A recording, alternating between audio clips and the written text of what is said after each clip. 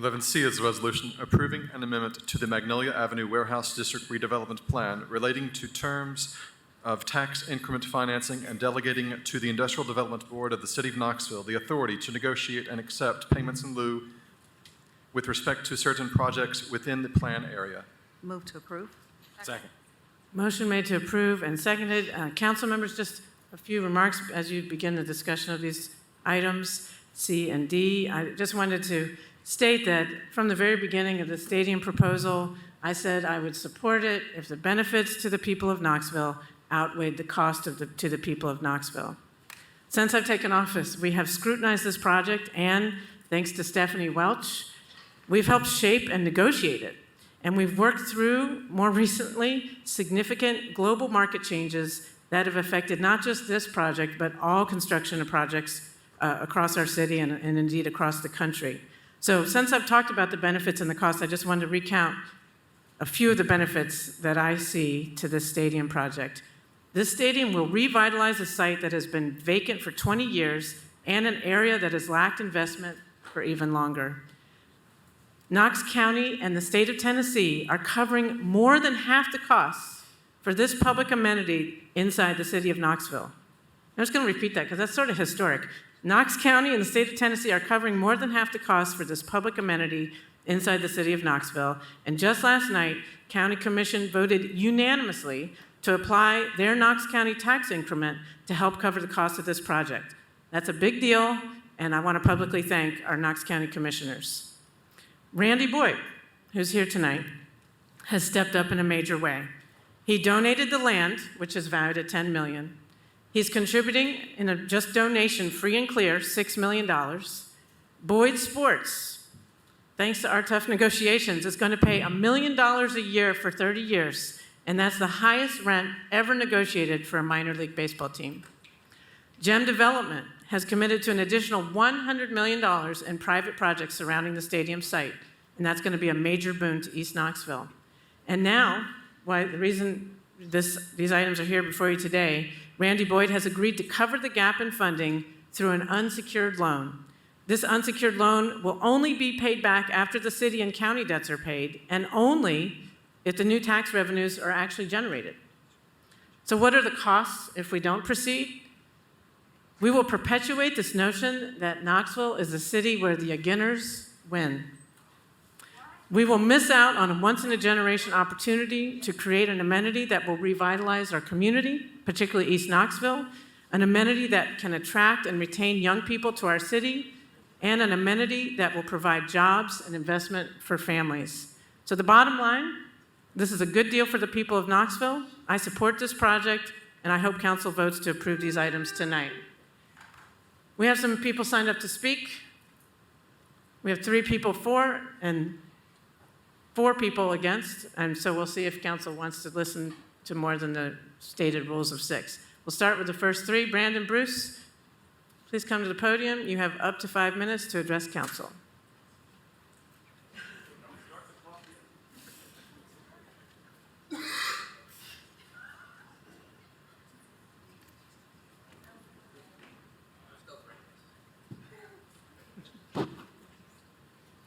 Hey everybody, I'm Brandon Bruce, 9532 Klingman's Dome.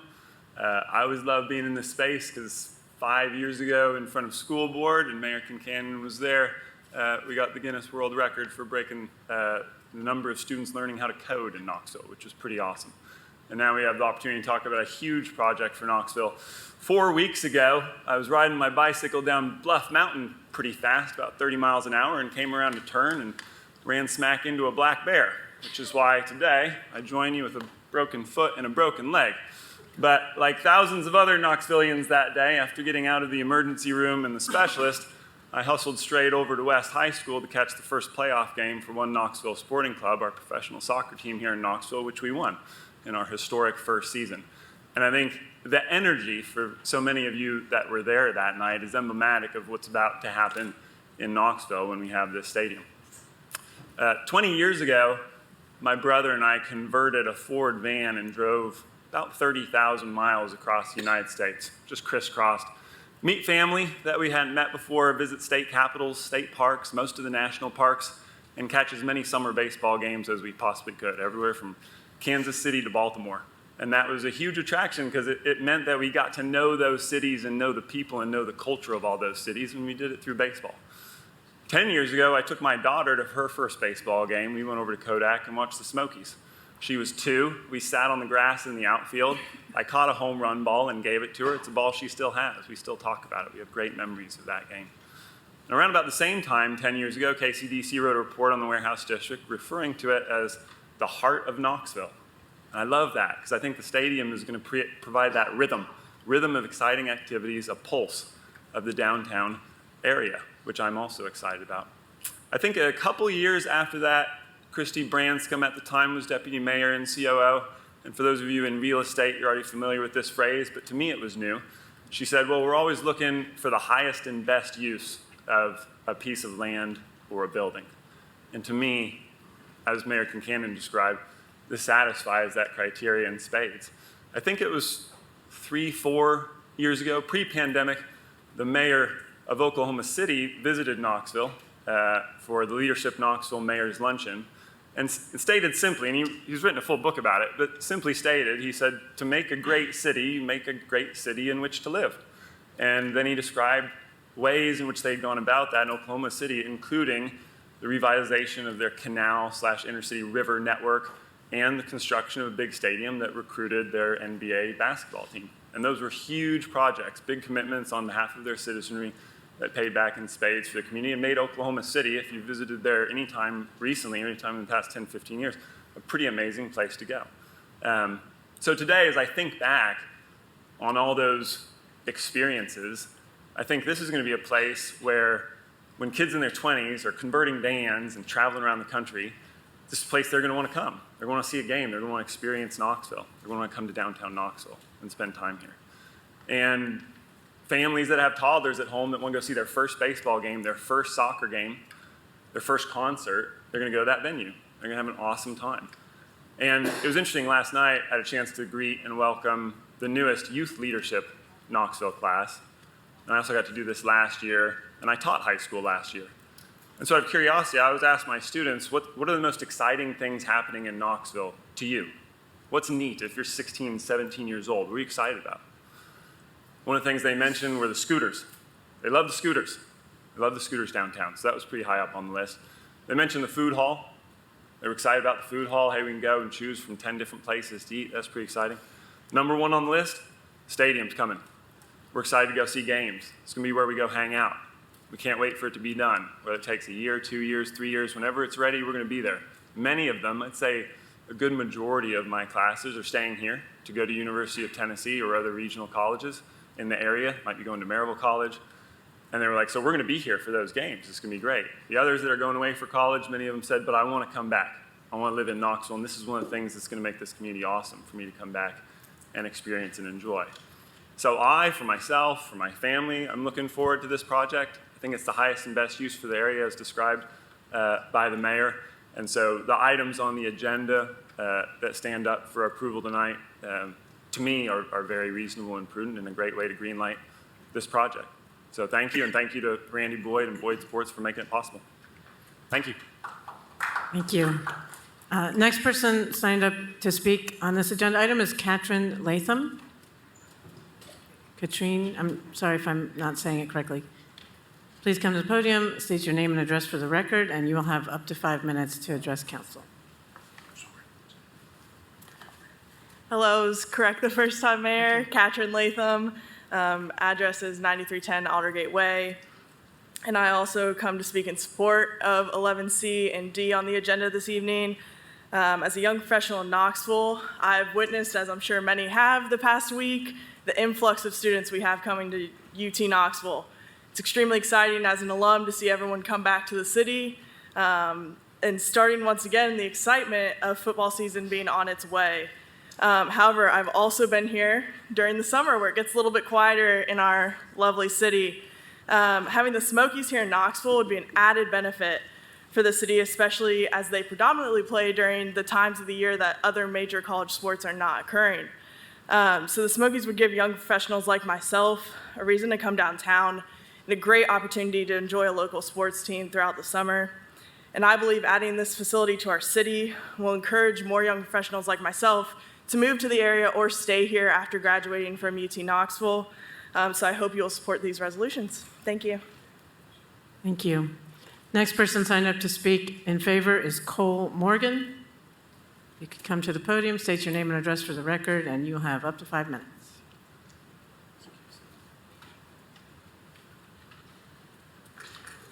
Cole Morgan, 445 West Blunt Avenue. I'm a recent UT graduate and currently a commercial real estate agent here in Knoxville. I decided to stay in Knoxville and pursue a career in commercial real estate here because I believe Knoxville has so much untapped potential, and I believe that this proposed stadium is tapping into that potential. It's more than just a stadium. Like you said, it's over $100 million in private development that will create jobs, provide housing, and create new retail and entertainment opportunities. Like other cities across the U.S. with baseball stadiums downtown, this stadium will help raise Knoxville's national profile. I know that my fellow commercial real estate professionals and the Knoxville Association of Realtors as a whole is in full support of this project. I've also spoken to dozens of other UT grads who decided to stay in Knoxville like I have, and they are in full support and very excited for this. The University of Tennessee and Knoxville have historically struggled to retain young professionals and UT graduates. Young professionals want to live in a city that is growing both economically and socially. I think this stadium and the private development that will surround it is a great example of growth that will help retain more young professionals like myself. Thank you. Thank you. Now we're moving to Kent Minot, who has signed up to speak in opposition. Mr. Minot.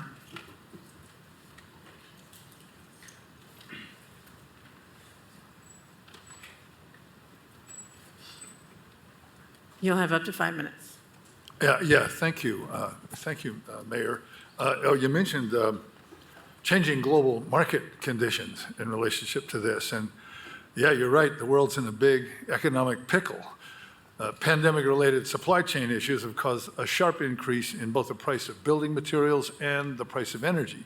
Not only that, but now interest rates have spiked and the financing costs for the stadium are going up. So this proposed amendment allows for no special deals on tax rebates and incentives for businesses participating in adjacent development along the Magnolia corridor. We need all your tax money for those new interest costs. Not only that, but we want to expand the tax increment funding district to further increase tax revenues, which we can make available to cover these soaring costs. But wait, didn't Randy Boyd say he'd cover the bill if there was a sudden and unanticipated jump in costs? Instead of 85 million, it's starting to look like 100 million. Now he's come back and said he'll loan us the extra money. Those financing costs may spike again if the Fed does another rate increase, and they said they will. Everyday citizens of Knoxville might think that Randy Boyd had just covered this new 20 million like he promised. After all, he's a billionaire. A billion is a million 1,000 times over.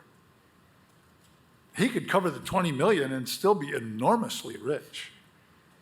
How come the city and county are trying to argue that these are anticipated costs, not cost overruns, which Boyd promised he'd pay?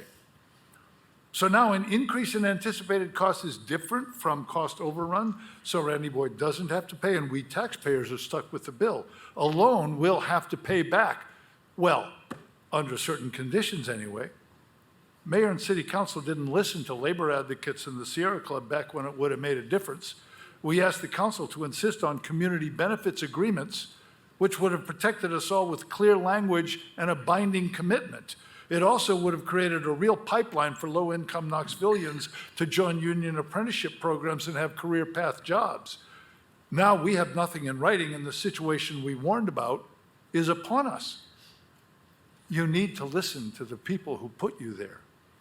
Thank you for your kind attention. Thank you. Next person who signed up to speak is Cassie Waters. Cassie Waters, if you could approach the podium, you have up to 5 minutes to start by stating your name and address, please. Hi, Cassie Waters, 1424 Cornelia Street. I'm a 14-year homeowner and taxpayer in Knoxville. And I also sit on the board of Jobs with Justice of East Tennessee. And just like we have the Industrial Development Board, I hope one day we might have a Workers' Rights Board in the city of Knoxville. And so I just have some questions. Since there is no written and signed community benefits agreement, will promises be kept about hiring local construction workers, particularly those from East Knoxville?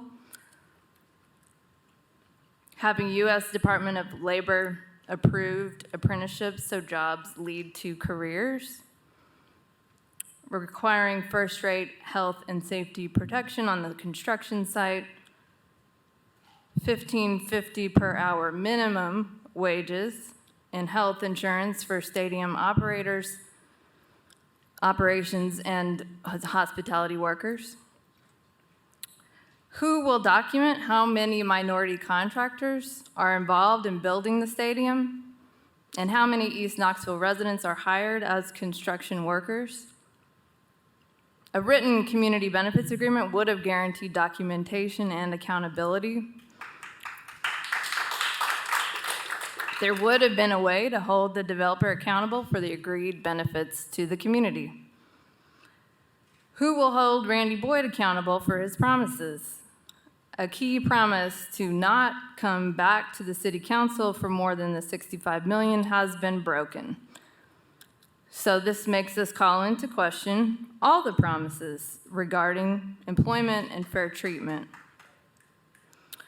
To city council, do you think you received the necessary, accurate, and transparent information about the projected economic impact from the stadium from the mayor and her staff? Did you get the necessary explanations about construction terminology and finances? Is the $480 million in investments spread over 30 years from the building of the stadium a realistic projection? Because that's how it's been sold to the public and city council. Thank you. Thank you. Next person signed up to speak against this item is Helen DeHaven. You could come to the podium, state your name and address for the record, and you'll have up to 5 minutes. Thank you, Mayor Kincannon. My name is Helen DeHaven. My address is 6428 Strawberry Plains Pike. I am a native of Knoxville, and I am the current co-chair of East Tennessee Jobs with Justice. I was here last November when this council voted to go forward with the stadium project. I heard Mr. Boyd refuse categorically to sign a community benefits agreement.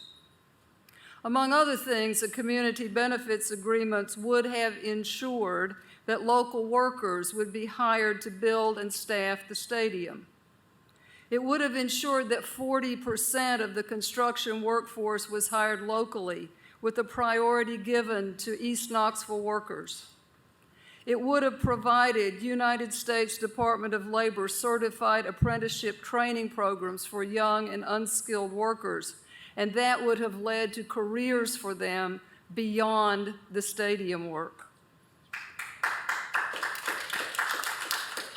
It would have ensured that the staff of the stadium would be paid a living wage of at least $15.50 an hour and have decent health benefits.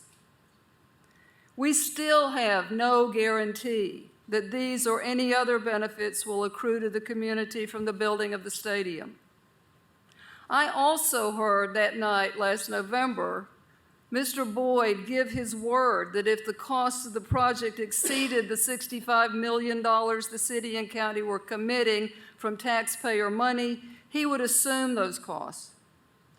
Of the members of the public who spoke that night, many urged you not to move forward without better understandings and clearer commitments from Mr. Boyd. At one point, a motion to postpone the vote was on the table. It is perhaps a pity that it didn't pass, because here we are again, because Mr. Boyd did not mean what he said. It now appears that the cost of construction will be millions and millions and millions of dollars higher than Mr. Boyd initially led the council to believe. And last November was a time when construction costs were also going up. This is no surprise, should be no surprise to Mr. Boyd a year later. Mr. Boyd is not proposing to pay the additional costs. He is proposing once again that the city and the county and its taxpayers and workers and neighborhoods suffer the disruptions and bear the costs of the miscalculation in costs. Mr. Boyd is in no position to give even an empty promise that an additional $20 million will be enough. And no one seems to know if the loan from Mr. Boyd is interest-free or not. Neither the proposal to expand the TIF nor the proposal to increase the interest on the bonds is an adequate solution to the present problem. This is like handing us a plate of hogwash and asking us if we'd rather eat it with a spoon or a fork. We shouldn't be having to eat it at all.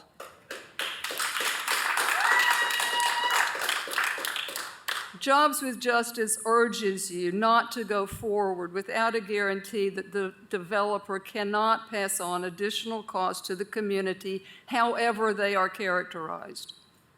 And we again urge you not to go forward without a signed community benefits agreement. You now have an opportunity to reopen the matter, and we suggest that it is time that you do so. Thank you for your time. Thank you. Council members, I'll make a fourth person, I guess a seventh person overall has signed up to speak in opposition to this item.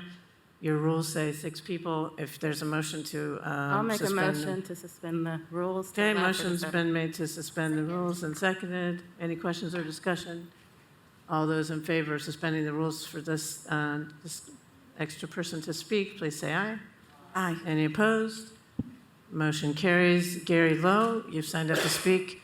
Please come to the podium. You'll have up to 5 minutes to address council.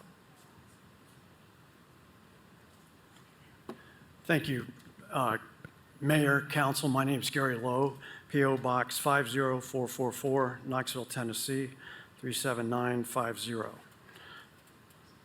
While it's fresh in our minds, it's been referenced the promises made previously by this body and the assurances you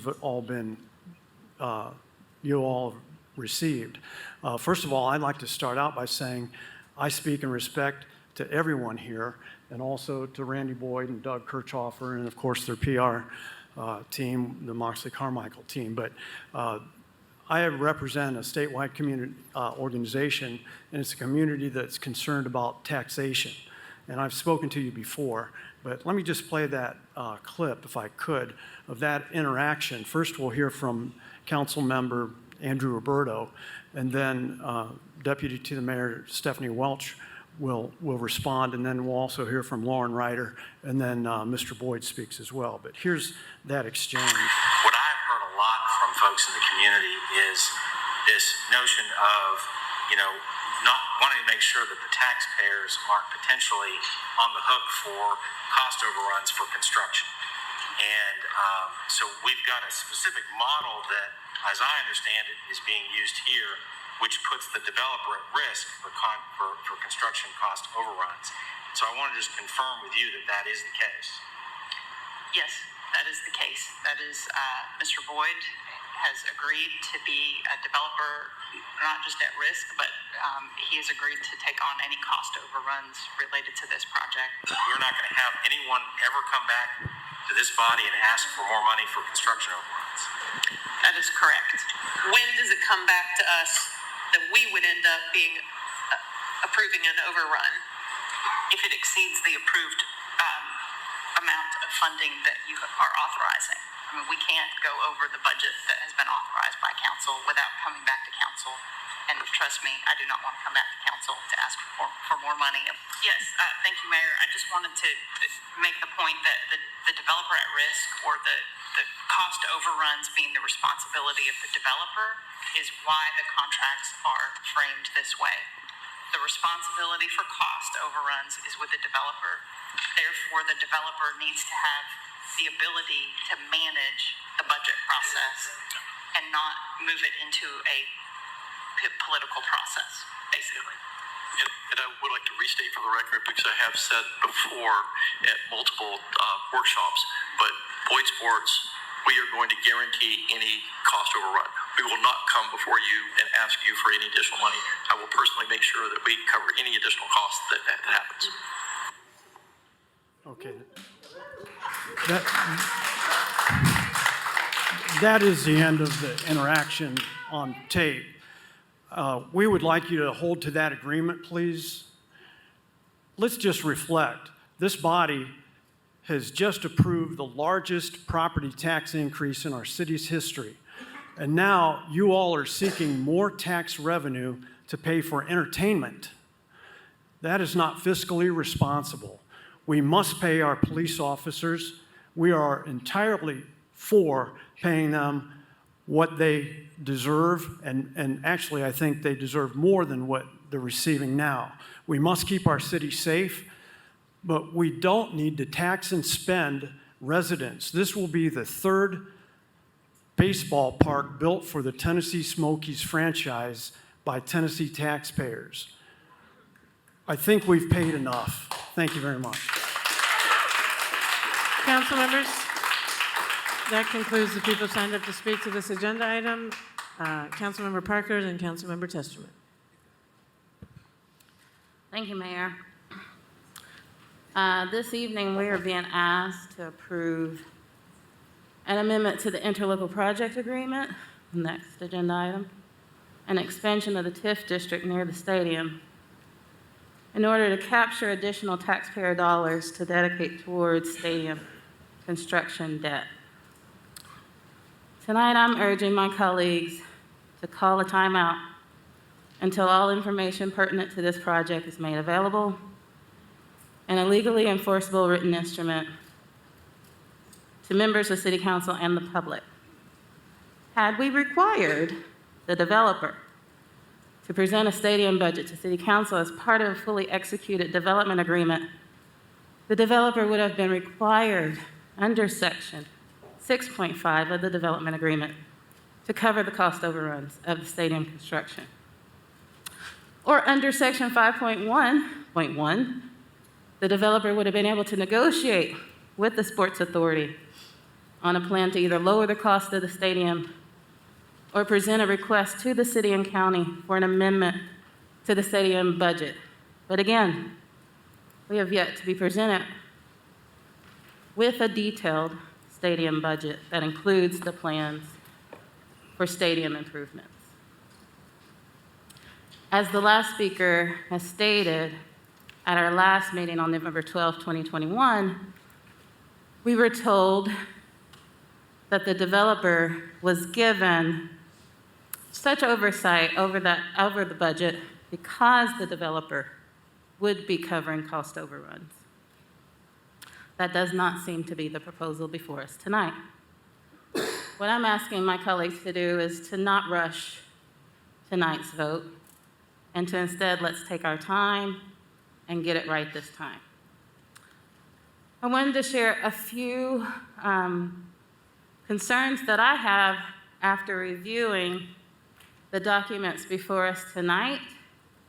I've also gone back through the development and lease agreements, reviewing the changes that have been made since the first draft was sent to us last November. And I've attached those comments to our forum. And I apologize that I could not get those to you earlier, but these documents have just reached us. And these are very lengthy documents, especially if we're including the Magnolia Avenue Warehouse redevelopment plan. And so for that reason also, I ask that we not make a decision tonight, but spend more time so that we can more thoroughly go through the documents and have an understanding of what we're voting on and what the potential implications are for them.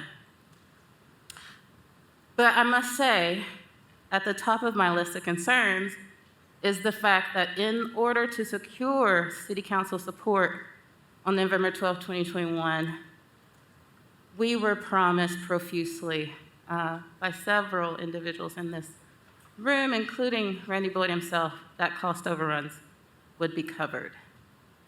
We held a joint workshop on August 19, 2021, where we were presented with a new financing plan that accounted for $4.5 million in additional money for an increase in the cost of steel, and $10,725,000 to cover a 16.5% inflation increase, up from an anticipated 6% increase.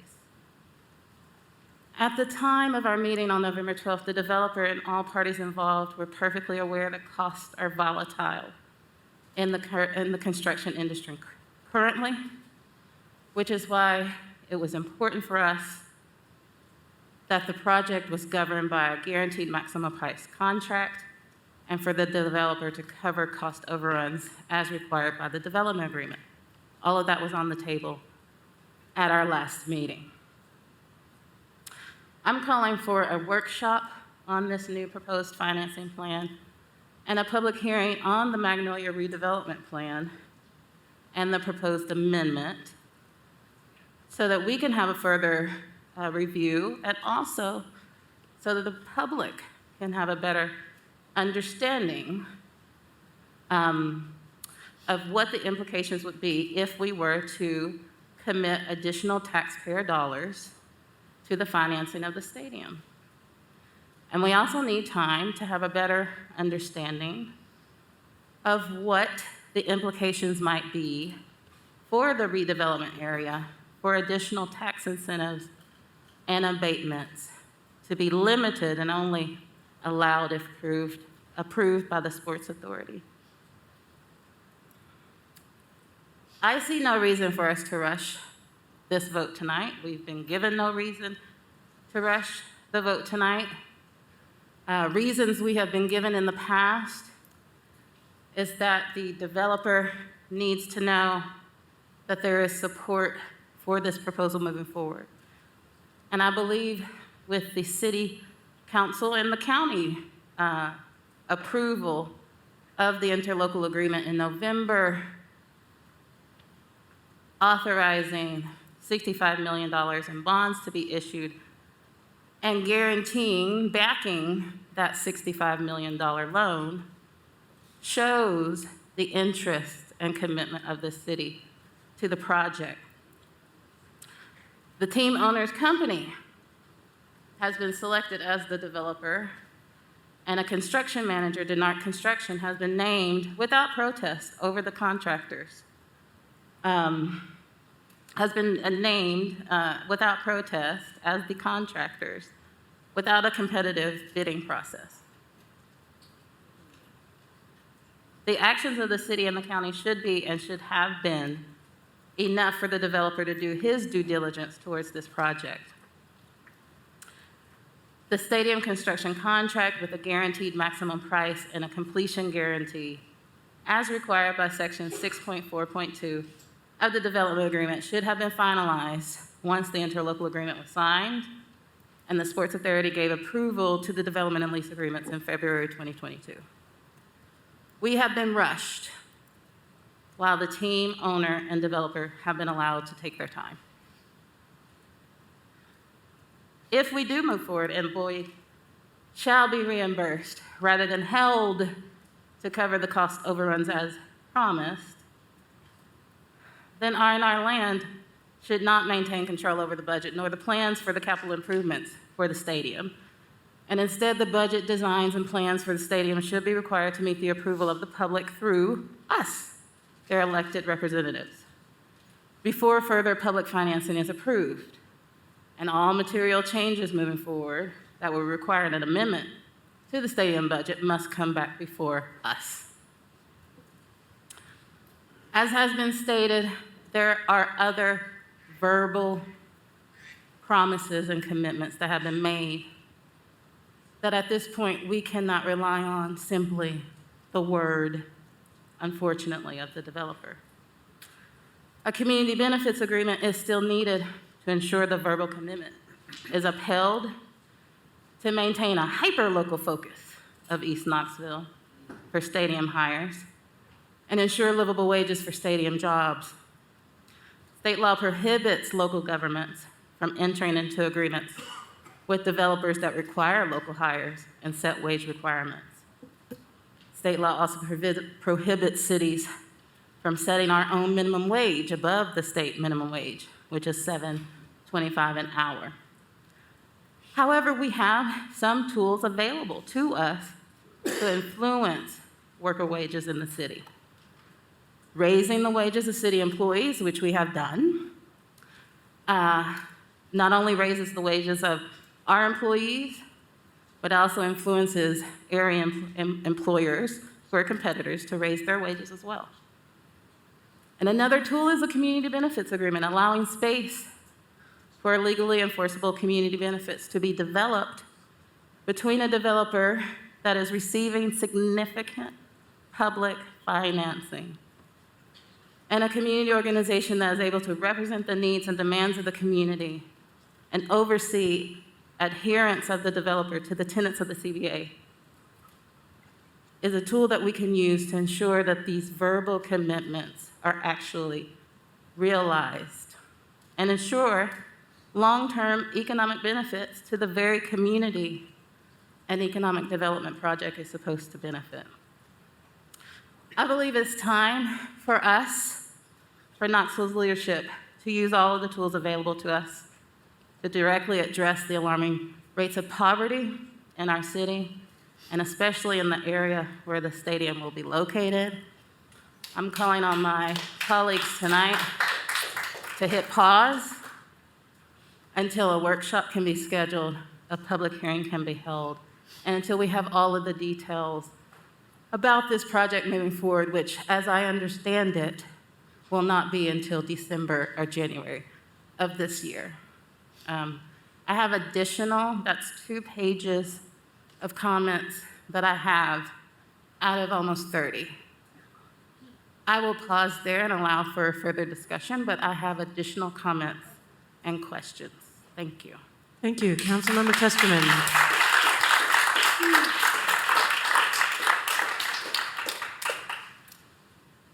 Councilmember Testerman. Thank you. I would like to call on Deputy Mayor Welch to please explain that what is being asked tonight, and this $20 million, is indeed not a cost overrun. Yes, thanks, Councilwoman Testerman. I appreciate that. So in order to answer that question, I just want to reflect on, it was great to hear myself in the public forum, and a reminder of some of the things that were said during that meeting, some of which were not on the feedback that you heard. The first, which is true, that we would have to come back to council if the stadium budget surpassed what was approved, and here we are. And the second was, there is no way in the world that I wanted to do that, and I think everyone here can understand that that is also true. So here we are. Also at that meeting, one of the things that was discussed was the development agreement that Councilwoman Parker was just discussing. That development agreement we explained at that time and then further explained at subsequent public sports authority meetings, that the agreement would not be executed until we had something that is called in the construction industry a guaranteed maximum price. And I think I actually used that terminology in that tape. So that is the final cost that all parties agree to. That's what goes into the contract that Councilwoman Parker was talking about. Once you have a guaranteed maximum price, and the reason that we referred to that in that terminology is that term is very important when you then considered cost overruns. Once you agree to a price, beyond that, cost overrun requirements kick in. And Mr. Boyd will be on the hook for those cost overruns once we have an agreed upon price. At that time, we were clear. There was a blank space in the development agreement. It was a draft. We were working towards that price in a very volatile construction market that, yes, we were anticipating volatility. I think that people who work in the industry realize that the volatility in this market has surpassed anything we've seen in any recent history. So yes, it has been challenging to get to that guaranteed maximum price. It is what we have been working toward. And as we have been working toward that price, costs have continued to go up. That's the market that we're in, and it is a very unfortunate situation, but it is a reality. And so here we are. To go back to the beginning, we said we'd have to come back. Here we are. We're back. What we have come up with, however, is a plan that instead of obligating the city and the county and the sports authority to pay additional debt through the issuance of additional bonds, we instead have structured a scenario in which Mr. Boyd is fronting funds that may or may not be repaid depending on investment in the area around the stadium. So it's not a guarantee. It's not a guaranteed loan. It is an unsecured fronting of money that goes behind the city's repayment in the infrastructure. So difference between getting the revenue in place in order to meet our guaranteed maximum cost, guaranteed maximum price, and where the cost overrun piece that kicks in after that development agreement has been executed. Thank you. Ms. Tessman, did that answer your question? Okay. Vice Mayor Roberto? Thank you, Mayor. Mr. Mamatoff, I want to try to put a finer point on what Deputy the Mayor Welch was just telling us, if I could. So we've had a lot of discussion about contracts and agreements, and I guess the question I have is, what triggers the guaranteed payment by Mr. Boyd for cost overruns? So if we proceed, Mark Mamontoff, 1215 Great Oaks Way, Knoxville. If we proceed and we move forward with this project, then the development agreement we would move forward to doing that. They would proceed to go through the bidding process. It looks right now that construction drawings will be finished the latter part of the year, and that we would go through the bidding process. While the construction manager was chosen through an RFP process, we would seek at least public bidding on all aspects of the major subcontract. So after that's done, we should have a guaranteed maximum price, and that would be agreed upon. As Councilwoman Parker said, it would be attached as a exhibit to the development agreement, and at that point, we would have a maximum amount that the stadium would cost. If after that would have soil conditions that were unexpected, environmental hazards that weren't expected, unexpected weather conditions that increase cost, all of those risks of construction, which is what we really had spoken with Mr. Boyd about, was bearing the risk of construction risk and cost overruns that are inherent in any construction project after they happen. So if those things arise and cause the stadium the cost to go over, and the contractors and the sub ask for adjustments under their contracts due to unusual conditions, those are not risks that will be borne by the sports authority or any of the community bodies. Okay. So what I think you just did was walk us through all the steps that would have to go to when you would get a signed development agreement. Is that fair? Yes, I mean, we can't sign the development agreement. I mean, we could sign it with a lot of ifs, ands, and buts, but when it became apparent earlier in this year that it was not feasible to have a market that was deep enough to get adequate bids to get a reasonable price for the stadium, we did not proceed to sign the development agreement. We did not have a stadium budget in final enough form to do that. So the next step would be to finalize that, hopefully toward the end of the year. Okay.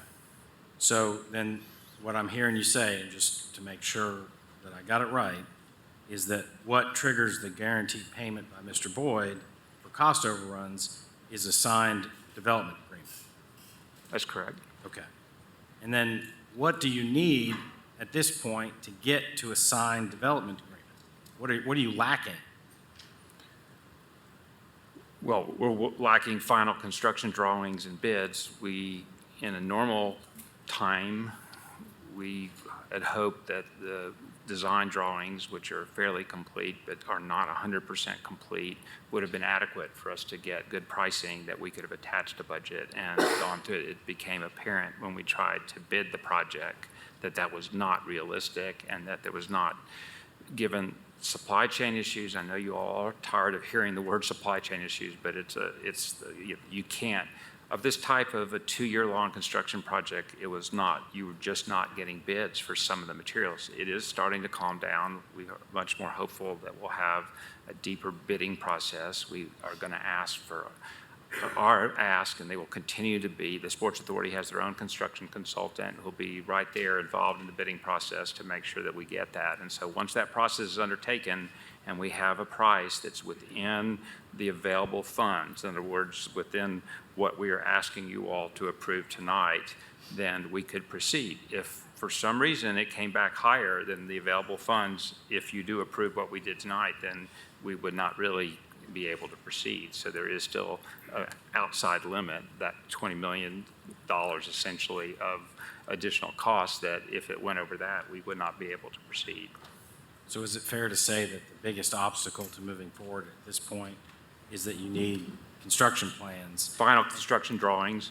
And the proposal that's being brought to council today is requesting an expansion of the TIF district, the tax incremental financing district, and that Mr. Boyd is going to have a unsecured loan up to $20 million to cover anything, and he only gets paid back after the city and the county get paid back for infrastructure. And there's a time limit on that deal of 30 years, I believe. Is that right? That's right. You can't allocate increment from any parcel for more than 30 years. Thank you very much. I appreciate the answer. Sure.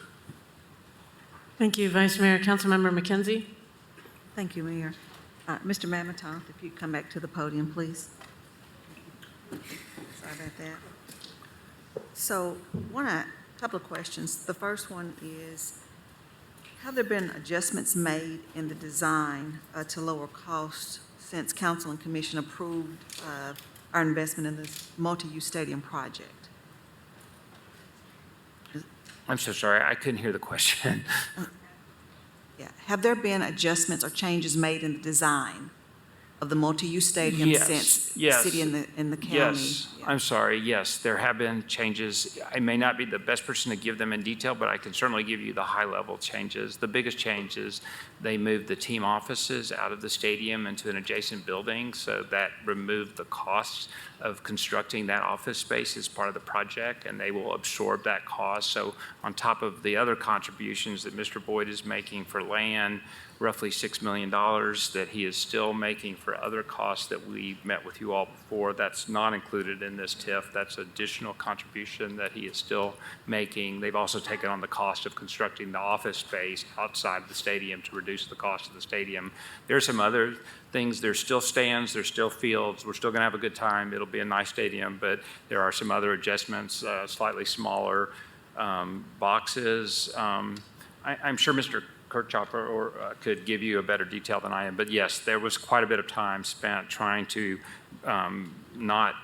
still make this a great public venue with total walkability around the stadium so that the public can enjoy it during the daytime, but to try to reduce the cost. One of the main changes, which I found interesting, as we were covering First Creek to a large extent to provide structural support. That's been changed significantly so that you'll be able to basically look out over First Creek through some of the things there. There'll be an area there that's going to be, I think, really cool. So that did help with the reduction of costs. Next question, on the development agreement. So once the development agreement is signed, we will then have a guaranteed maximum cost. Is that a correct statement? Yes, Councilwoman McKenzie, yes, that's true. Okay. So my understanding is when there are guaranteed costs that are given in different projects, that there is a time frame that those costs will be secured at that particular amount. Is that accurate statement with the development agreement that once it is signed and there is a guaranteed maximum cost, there will be a certain time frame, whether that be 30, 60 days, that these costs, these dollars are guaranteed. And if the project does not start within that window, there's the potential that the cost could again rise. Is that? Yeah, I mean, I think that, yes, is what the quick answer. The longer answer, I think, is that as soon as we have, assuming again that you all authorize us to move forward, then as soon as we go through the bidding process and aggregate the numbers, get comfortable, I think you'd see a finalized budget and a signed development agreement very quickly after that, where we would lock in the price as long as it came within the budget that is available to pay for the cost of the stadium. Okay. And I think I heard you say that the development agreement is anticipated November or December timeframe. Is that correct? Yeah. Yes. I think right now the likely time to bid out and finalize the drawings is what, again, and if you would like more detail from the team, I'm sure they could give it, but what we've been told is November, December. It looks like probably financing would be in January. Okay.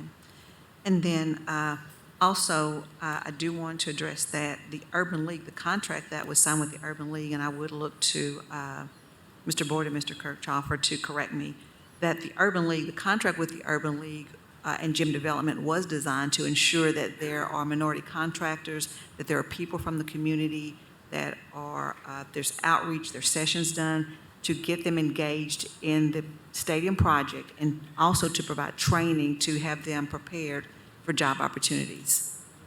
Is that a correct statement? Yeah, that's definitely correct, but would you like Mr. Kirchhoffer to, at our Sports Authority meeting this morning, Mr. Kirchhoffer gave an excellent report.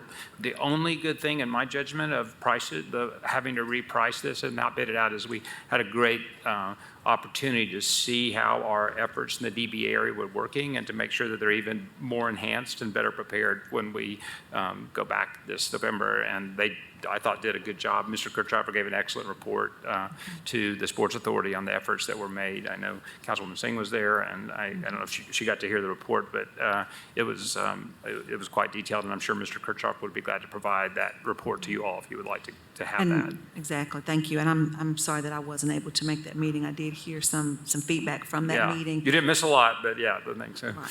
Well, I am in agreement that I do think that it would be appropriate to have a workshop where maybe the Urban League and Gym Development could come and present to us that information as a council to ensure that we're up to speed on what those efforts look like and the progress there and the projections. I think that's all the questions I have for now. Thank you. Thank you. Councilmember Singh. Thank you, Mayor. I want to start with the definition of cost overrun. It is an unexpected change in the project budget that ends up increasing the total cost. It can happen due to three primary reasons: economic factors that occur due to inaccuracies in project budget or scope, technical reasons, including erroneous estimates or incorrect data gathering. When I left the meeting, I think in November, I left here feeling that I could go to sleep that night because the stadium stuff was done. That we had all made agreements. We spent a lot of time. There was public process. There were public events. There were workshops. We did a lot of work to get to that. I also want to be clear about tonight, we're not voting on whether or not there will be a stadium. We're figuring out how to pay for it. And I think a lot of work has been put into thinking of a very creative solution on this. So I think there are more solutions we could come up with where it doesn't fall on the taxpayer directly. The last piece, I have more points. I don't feel, the DBE, that is at 15%. I guess, Doug, if you don't mind talking to that. We actually raised it to 17%. It's at 17. Yes. So the other percent, who does that mean gets the 83% of the jobs? I'm sorry, I'm not totally following. To me, the minority Yes. groups, right? That's basically not white men. Right, it is not me. It is,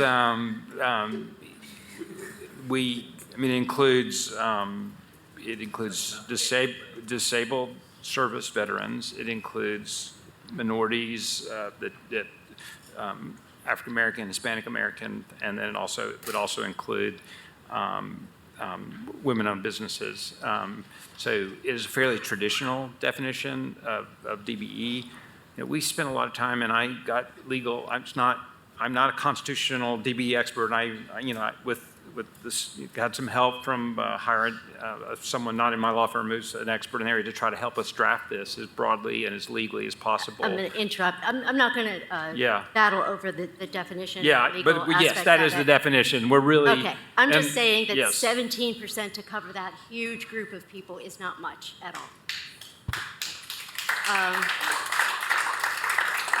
I also have some questions, I guess, to Ms. Welch.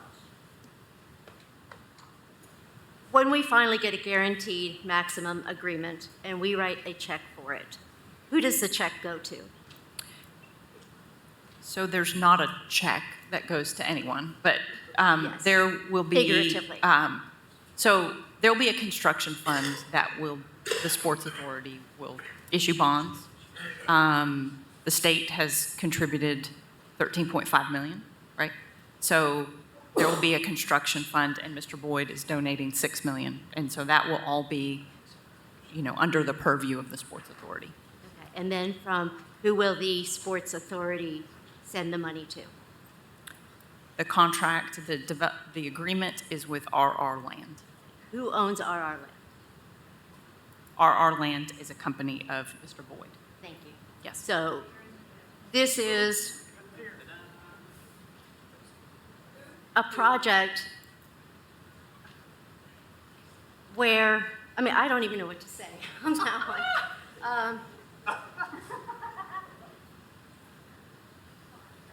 you're doing well coming and going, is what it feels like. Yep. Okay. I'm not against the project in itself, but I feel very much lied to at this point.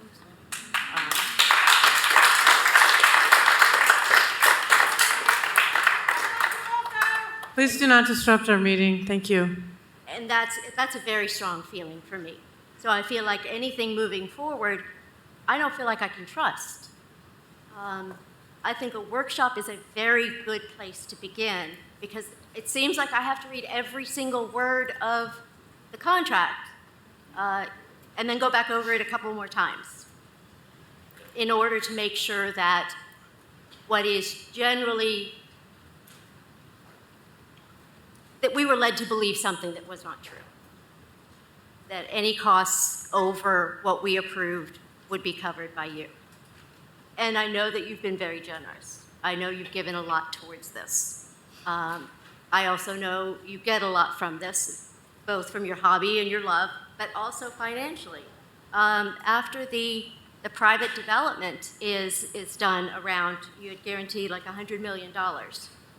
How much of that will benefit you as well? I know that somebody I was talking to said, you gotta approve this because there's gonna be so much money made. And I said, okay, how am I gonna make money off of this? And they said, you need to buy up land near it. And I'm like, I'm on council, do you know what I get paid? So it seemed quite clear that they're gonna be winners and losers. I know that some people are gonna do well. And I know some people are gonna get a stadium and they're gonna have places to go for entertainment. But between not having a community benefits agreement, at that point, I was taking you at your word. You said, believe me, and I did. So I need a workshop at least. Thank you. Thank you, Councilmember Singh. Councilmember Fugit? Did you say Fugit? Fugit? Thank you. Just a couple of points. There's so much to say, but let me start with a question, and I'm not going to ask a private sector developer. I will ask Mr. Bentley to share with me, as a nonprofit housing developer, are we beginning to see contractors offer us prices that they'll guarantee? Because my understanding was for a while you couldn't get somebody to commit to a price for more than about 7 days. Yeah, I think that's a very common practice. So if you're asking a general contractor, regardless of the project type, to hold a price for an extended period of time, they're going to bake their risk into those numbers. So yeah, you're right in that statement. Okay, thank you. So I do think the other thing, the elephant in the room, is we have inflation at a 40-year high. That was something no one could foresee, a 40-year high in inflation.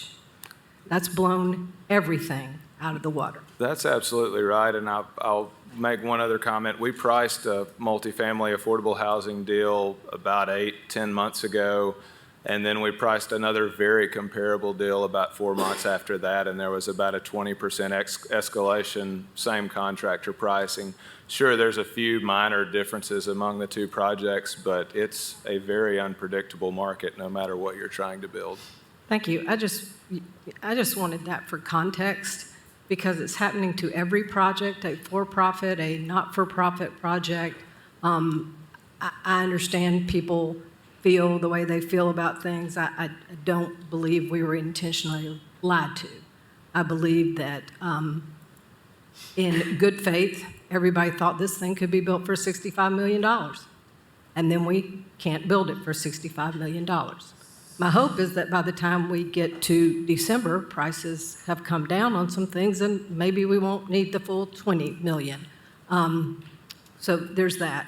I also think I understand the fixation on private sector developers and people making money off of things, but really this project is, in my opinion, going to benefit our city. We have a parcel of land where nothing has been going on for over 20 years. There is no economic development. There is no significant tax base, and this project is going to generate that. The impact may not be immediate, but it is adding to the cultural fabric of our city. It is something that young people have said they wanted. And I just remember when the Smokies moved to Sevier County, I haven't heard anything but bring them back since then. That doesn't mean we do it willy-nilly, and it doesn't mean that we write a blank check. I don't think we have. We will have a fixed price contract, and after you have a contract price, that's when things become a cost overrun. Until you have a contract, you don't have a price. Once you have a contract, you have a price, and then you have cost overruns. I also think it's very clear to understand that unsecured means just that. If there's no money to pay Mr. Boyd back, he doesn't get paid. He's the last person in line to get paid back the $20 million loan. And if the taxes don't generate the revenue to pay him back after everything else is paid back, he's made another unintended $20 million contribution. Thank you, Councilmember Fugit, Councilmember Thomas, and Councilmember Smith. Yes, just a little overview of where I am at the moment on the issue and what got me here. I understand the emotional appeal of baseball, of course. Anybody that knows me knows I'm a big baseball fan. I played a lot of baseball. I got in bands and took multi-city road trips like Mr. Brandon Bruce talked about. I've gone to many games, even at the old Bill Meyer Stadium, and I've still got a few baseball cards. But that can't let me be starry-eyed about my obligations to the public about cost and benefit. And I made it very clear at the very beginning of this process that I'm generally opposed to public financing of professional sports. However, I'm an open-minded guy, so I said, show me what you got. If I think this, or if I'm shown that this benefit to the public outweighs the cost of the public, sure, I can go for that. So I took the process step by step, and agreed to where we are now. I was the one that made the motion to consider and explore more a community benefits agreement to bring in local labor expertise and training. That was defeated. I think the agreement would be better if we had that. But even I didn't let that kill the deal. And so I approved the agreement that we have to date. And I've defended that, my vote on that with constituents. And I am prepared to support the agreement that we had to date.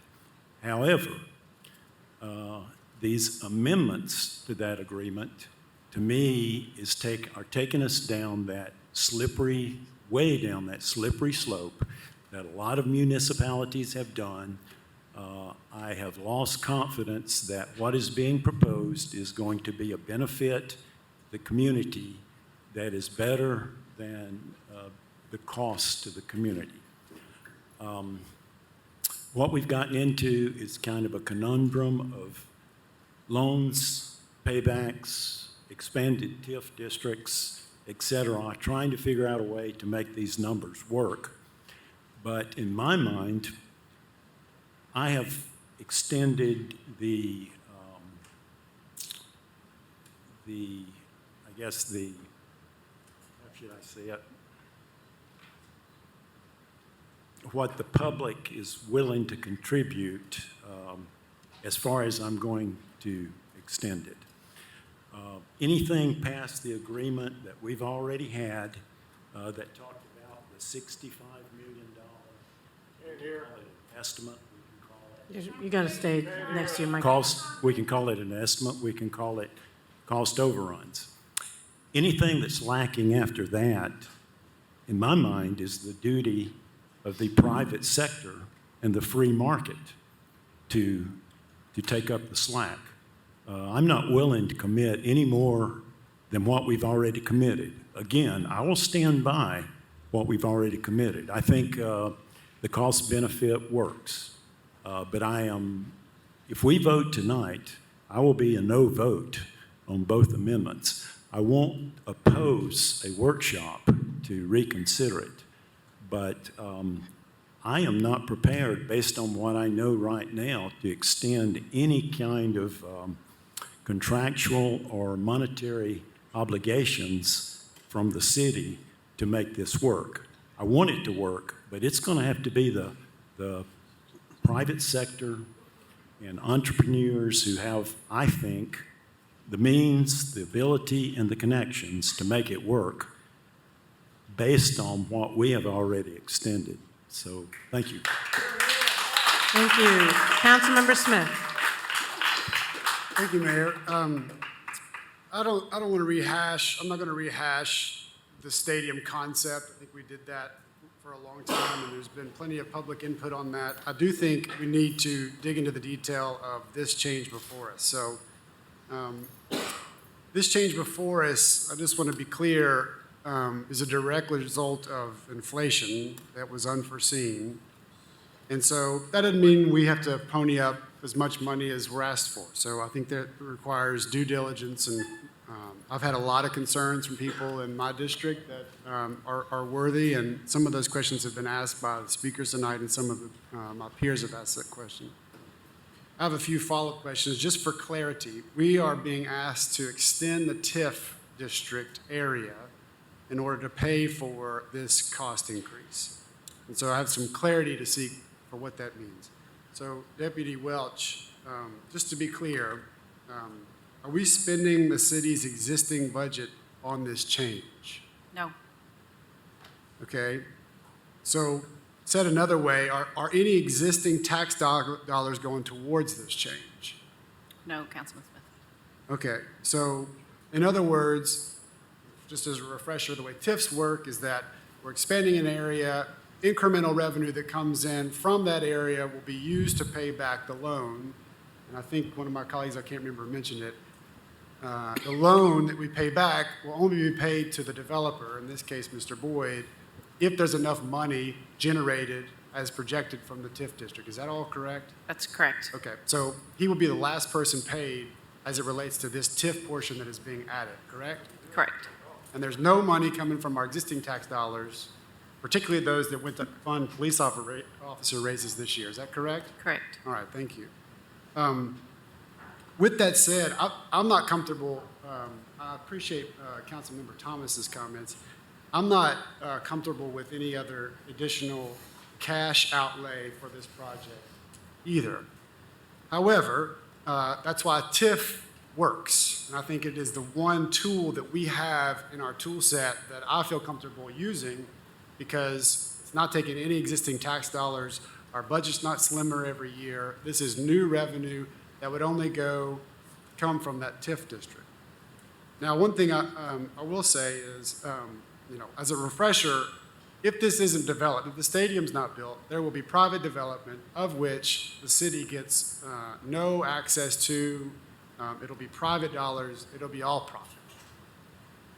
Another comment that I've heard that I want to address is there are different stages that I've learned about construction where certain phases happen, there's certain legal documents that kick in. This is one. So while a community benefits agreement serves a lot of purpose, at the end of the day, it's a legal agreement. And we have a legal agreement, different, there's multiple versions, but in other words, a legal agreement is triggering this discussion. So it's not as if this is just voluntary by anybody else. We have a legally binding agreement with the developer that forces them to come back before this body, explain the change, and for us to assess that change. So while community benefits agreements packages a lot in one, the essence of it is holding someone accountable to come back before this body. And so just to be clear, that's what's happening now. In terms of cost overruns, I think it's really important to point out for the public, we see these every 2 weeks, but not everybody gets to see them. You either put risk in the front end of these things or in the back end. We've chosen to put it and have the negotiations on the front end so that the developer is responsible for the cost overruns. At different stages through construction, the price changes. People give quotes, the price is set, they start construction, they find something bad in the ground, it has to get more complex from there. Every council member, every council meeting, this body approves almost all the time more dollars for construction projects because construction dynamics have changed. We have two later on tonight, about midnight when we get to those. So we're addressing that change now so that the developer is held accountable on cost overruns on the back end. So when the price is set, we're done. The price hasn't been set, which is why we're not done. And so I think it's really important that we don't do cost overruns with anything else. We don't do that with any other developers. We have two items today that proves that point. We had one last council meeting where we extended significant dollars for a sidewalk on Western Avenue that was critical for that community, and we approved that. So this idea that we're misled if construction costs change is just not true. Now, there are different stages where agreements are made and prices are set, and that is the line, the red line. For me, I don't feel confident, as I mentioned, with additional cash outlay from our budget. The TIF is the one tool that we have that says none of your existing tax dollars are going towards this for this extra amount. None. New development for the stadium in that TIF district. If the stadium is not built, there is no TIF district necessary, and development will happen, and those property taxes will come to the city anyways. So by tying the TIF district revenue to the success of the stadium and making Randy Boyd particularly the last person to pay, we're tying the loan repayment to the success of the stadium. In other words, if the stadium doesn't generate the revenue it should, the loan is not repaid to the developer. So in essence, we're incentivizing them to control their own destiny without taking any existing tax dollars from our existing constituents. I think there's a reasonable argument to vote against this. So I'm not against any, I'm not kind of I'm not knocking anybody that wants to vote against this. I just want to establish some of those real clear facts because we've heard a lot of things that I feel like aren't representative of the complex thing that we all have to, at night, in the morning, midday, take phone calls and evaluate from thousands of people with different perspectives. We have to weigh all of that.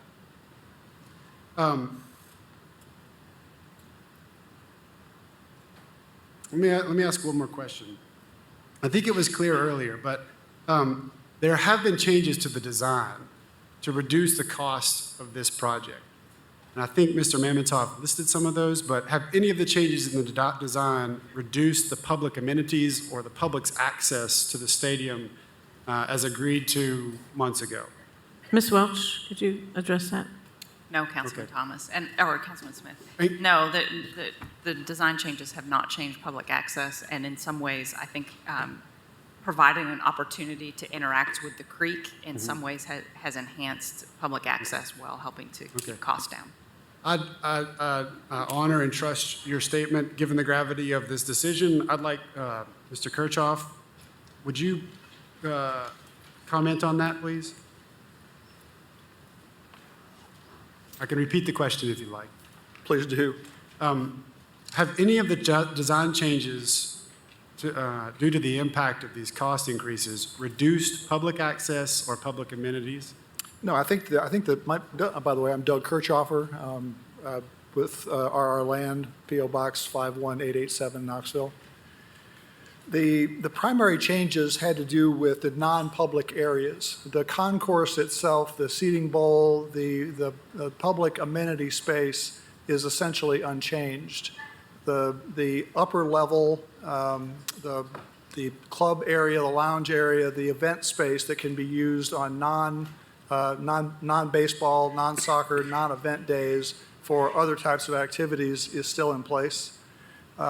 We've reduced the amount of potential retail space that was planned, that was not really part of the stadium, but would have been beneficial because it would have generated additional sales tax and helped with the funding equation. The movement of the offices was a significant reduction. Those are going into one of the adjacent buildings, one of the private buildings, so that they will not be part of the stadium cost. And the lower level, the area, we'll call it the service level, where the locker rooms and other stadium function, non-public space, has been rearranged to make it more efficient and to reduce costs down there as well without impacting the usability or the function of the stadium. Thank you. One more question. Will you lose profit as a result of these reduced design changes? Well, because the size of the stadium itself and the capacity and so forth, it should be the same. It shouldn't change. The main difference is the cost of one of the significant differences would be the cost of providing office space. Typically in a stadium like this, the team and the landlord's offices are within the complex and are sort of included in the rent. In our case, that won't be the situation. We'll be either purchasing or renting space privately without coming back to the stadium. And one more question, just speaking of rent, will your rent change in terms of how much you're paying the city every year? No, that remains the same. Okay, thank you. Thank you. Councilmember Ryder. Deputy Welch, I have a couple of questions here to focus on the TIF, which is actually what we're voting on. I appreciate some of the comments from Councilmember Smith about the TIF district. So, Deputy Welch, in the packet, on this agenda item, there's Exhibit B, which is the parcels in TIF district and base taxes. I'm sorry, what page are you on? 288 in the packet. Exhibit B, parcels in the TIF district and base taxes, and these are available to the public on the website. And then, okay, I think I answered one of my questions. This is appraisal and assessment. So there's that chart, and then there's also the chart that's just below it. Hang on, see if I got things in the right order. Exhibit C, which is parcels in the TIF district and the base taxes. I guess one is, can you tell me what the difference in the two charts are, Deputy Welch? I think one has 2021 appraised and assessed values, but I don't know what the values are in the other without being able to lay them out side by side.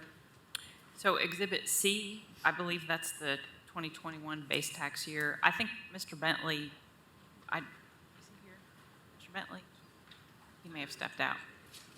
Oh, is he here? Oh, he's not. Oh, one he's just looking at it, includes yeah. the assessment and the appraisal amounts as well as the tax amounts. I think that's right. Yeah, I think you Okay. answered that. Okay, so when you go through the different tables and charts and you compare them, all right, so you don't need to look at both unless you want to see the different amounts. So let's just take, it doesn't matter which Can one. I interject real quick? Yes, So we please. did figure out after further assessment with council, that one of them is the plan that you all previously approved. So it's the list of parcels included in the original TIF district. The other is the newly proposed parcels within the expanded TIF district. Does that make sense? That's beautiful. So which one's which? Exhibit C is on. The one with more parcels is the newly proposed. Do you want me to sit here and count them? Because we really will take till midnight if you want me to count. 299 is one of them. 286 is the newest one you said? Exhibit B is page 289 of your packet is Exhibit B. Those are that's the expanded district. Okay, 289, Exhibit B. Yep. Okay, of the packet. Okay. So I see parcels in here that are 1,000, let's see. Let's go with, I don't know, assessment values. That's fine. Some of the parcels are 25,000, 100,000. I see something for $1 million. I see a whole bunch of zeros. 0, 0, 0, 0. So these properties are valued at $0. Those Anybody are probably comment on this? properties that are not taxable. Yeah, these are non-taxable Government. properties. There's a okay. whole lot of KUB, KCDC, different owned properties in that area. Yep. Okay, so where are the new properties? Or how many new properties are we talking in this TIF district? Do you know the difference in the two tables? I do not. I'm sorry. I can get that number for you. And I am really sorry, Deputy Mayor Welch, that I did not know that at 7:30 this morning as a question. No, that's okay. We can get you that information, though. Okay, as to the number of parcel differences. Okay, but if I scroll up above that chart is there's several different maps in here to talk about what that's the project area. So hang on, everybody bear with me. So scroll down. The map on 296. Do you see that? The Exhibit A, the map that shows the purple boundary? Yes. And then the little red boundary. Is that all we're talking about expanding the TIF district? The map that expands the TIF district is on page, let me go to it. It is on page 288. So on page 288, there is a map that has, it has the purple boundary, which is the Magnolia Avenue Warehouse District. There is a blue boundary inside that. That's the original TIF district that you all approved a few months ago. The blue boundary is the what blue we boundary approved is the one that you've okay. already approved. And then the red outlined boundary which includes the blue boundary. The red outline boundary is the new expanded boundary line for the TIF district expansion that's being proposed to you as part of tonight's resolution. Okay, so what's the one on 296 do? That is the old.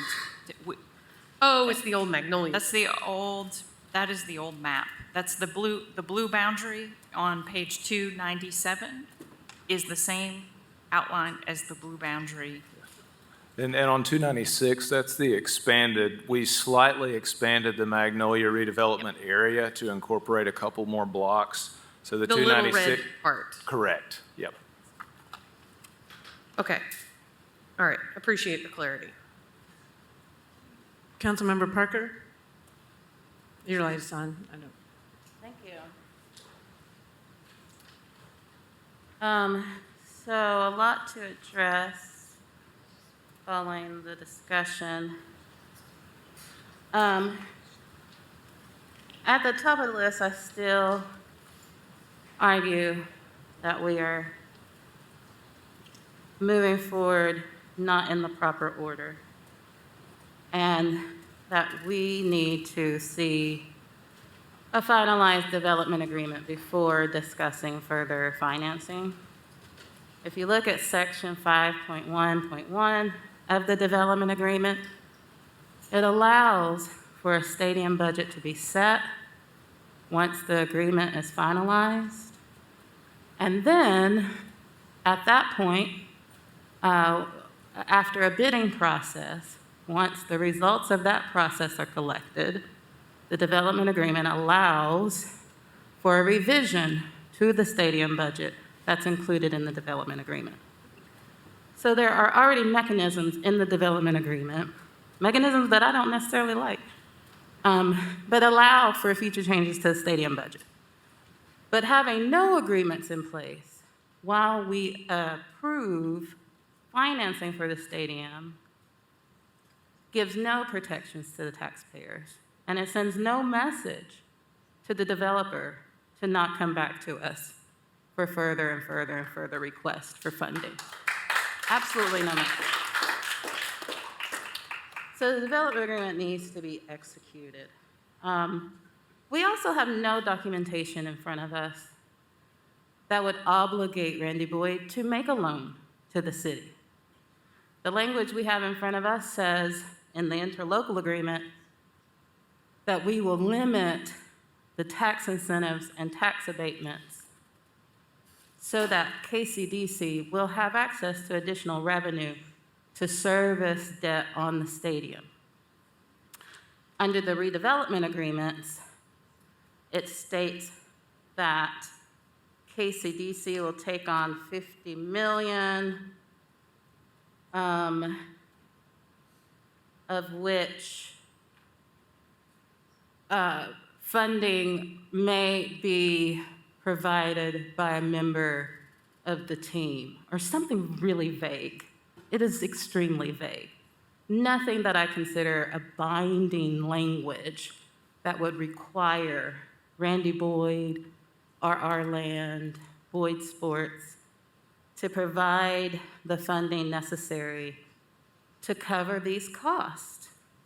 But the language in the agreement does obligate the city to ensure these costs are covered. It's extremely irresponsible for us to move forward without getting those guarantees and agreements in place. I'm further discouraged by hearing the discussion tonight about cost overruns, because the development agreement is very clear on what the definition of a cost overrun is. According to the development agreement, the developer shall be responsible for any cost overruns, period. Second sentence. The term cost overruns as used in this agreement shall mean the amount by which stadium costs exceed the stadium budget. Provided that, two conditions. The cost overruns haven't resulted from an action, omission, or request by the authority, or the cost overrun was not a result of another part of the agreement that requires another party other than the developer to cover that cost. Neither of those issues is what we're dealing with today. We're not dealing with a cost overrun that was created because the authority made additional requests regarding the stadium. We're not talking about a cost overrun that some party to this agreement should be paying other than the developer. We are simply talking about cost overruns because when this came before us in November, we were told that we did not need the stadium budget because the developer would cover all cost overruns and should be given full discretion when it came to that stadium budget. We were not told, I'm sorry, I heard something that we were told that even after we made the vote, there would still be work to do to reach a guaranteed maximum price.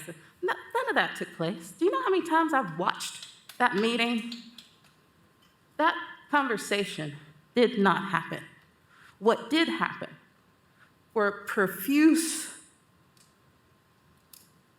commitments, guarantees, promises, lies that were told to City Council about the financing moving forward, which was that Randy Boyd would cover the cost overruns. We are educated individuals. We can read what comes before us, even if you only give us a week. We can read through it. And the language around cost overruns was clear. And at the time, I was told, and I'm pretty sure all of my colleagues on council were told, that the development and lease agreement would be signed by January 2022.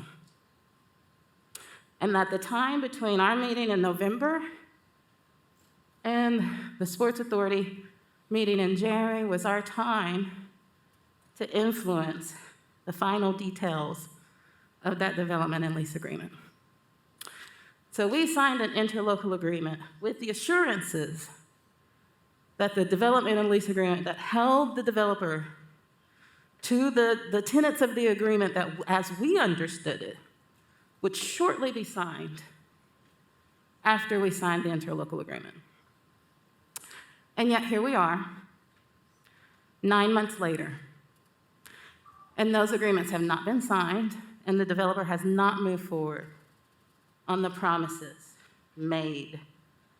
I just want to say once again, the development agreement has a process under section 5.1.1 that allows the developer to move forward with a bidding process, bring the results from that bidding process back to City Council with the finalized stadium budget and come to us and say, the bids that we received are not within the range that we anticipated. But what has come before us today is none of that. There has not been a bidding process held, to my understanding. We certainly do not have the results of a bidding process shared with us. The agreements have not been finalized.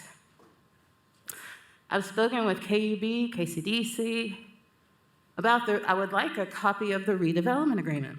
It hasn't been finalized. KCDC doesn't have the details. What has the developer been doing over the last year? The utility agreements. The full utility agreements are not in place.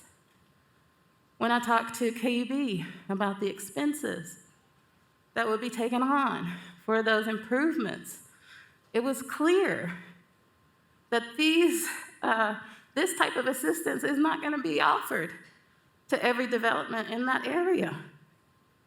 Yet every development in that area is going to have to deal with this industrial site with piping from 1940s that all needs to be replaced.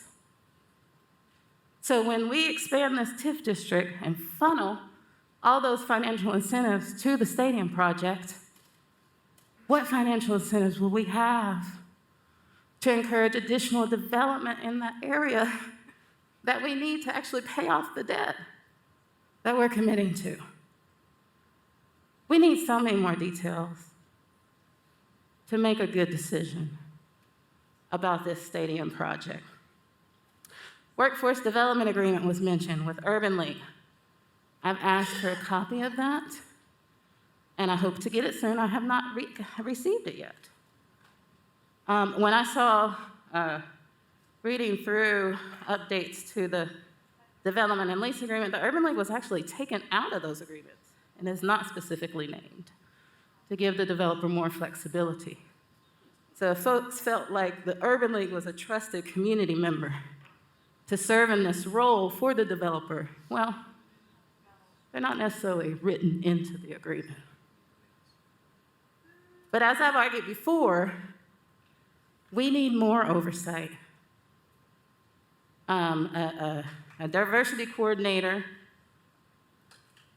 hired by the developer cannot serve in an oversight role for the city and the county. I keep hearing language about if we're authorized to move forward. Authority to move forward has already been given. $65 million in bonds has already been authorized. What has not moved forward, what has not continued, is Randy Boyd's commitment to cover up cost overruns. That's it. There's no questioning, city, county commitment and all those things. No, we cannot throw out the window our role as being good stewards just to give a sign to a developer that we give support to a project. That's not a good reason to sign an amended interlocal agreement tonight. And that's a reason that's been used in the past. I have so many questions, just like I did in November. I haven't even scratched the surface. I haven't even gone through my document page by page. And I regretted at our November meeting that I didn't go through each point that I had because discussion was cut off so short and I was frustrated. I had a little bit of hope last November that we would actually hold a workshop. I had a little hope last November that there would be some agreement that we needed more time with these documents and more time understanding what we were voting on. But perhaps I was a bit naive. So tonight, I'm struggling with what to do, quite honestly. I don't know if we have the votes for a workshop based on the discussion tonight. I don't know if we have the votes for a public hearing. But we need to thoroughly go through these documents. So do we try to do it tonight? Spend another couple of hours discussing about this? Or do we send this to a workshop where we can really gain an understanding and some clarity around what the potential implications might be for these new proposed plans? Councilmember Parker, several of your colleagues have their lights on, and usually after some time, it's an opportunity to give them a chance to speak too. I think I need to finish just a few more points. I wanted to emphasize this point because I keep hearing that what we're voting on tonight is not an obligation of current tax dollars. It's not money that will come directly out of our budget.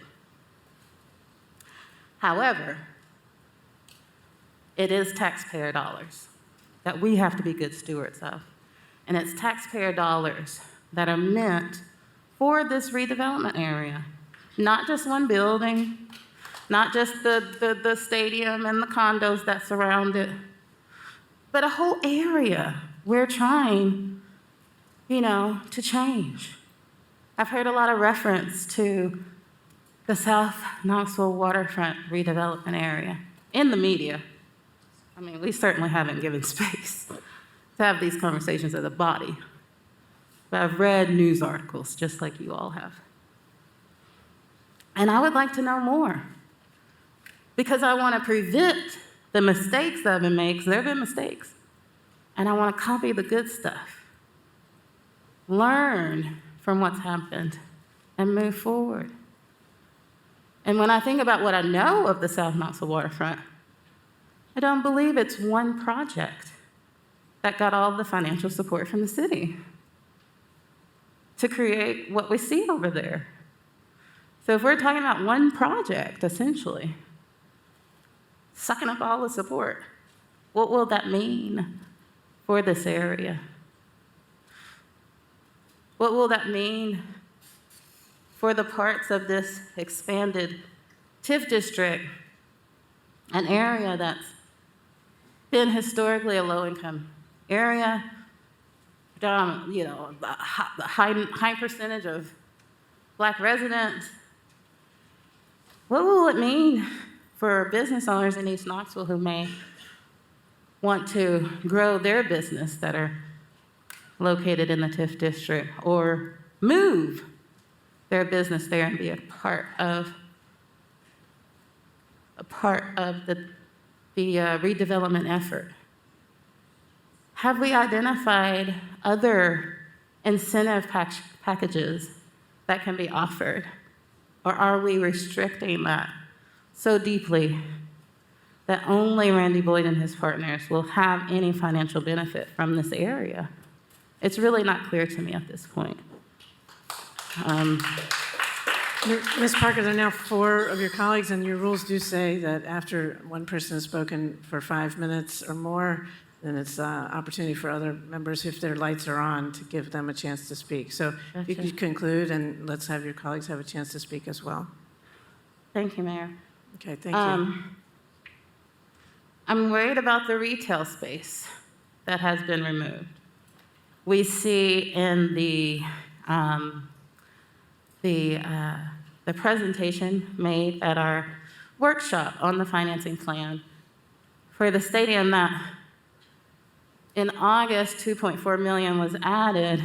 I think it was 2.4 million for retail space on Jackson. Is that a part of the retail space that's going to be removed? Overall, any reduction in retail space, how does that impact the overall output of this project? There was another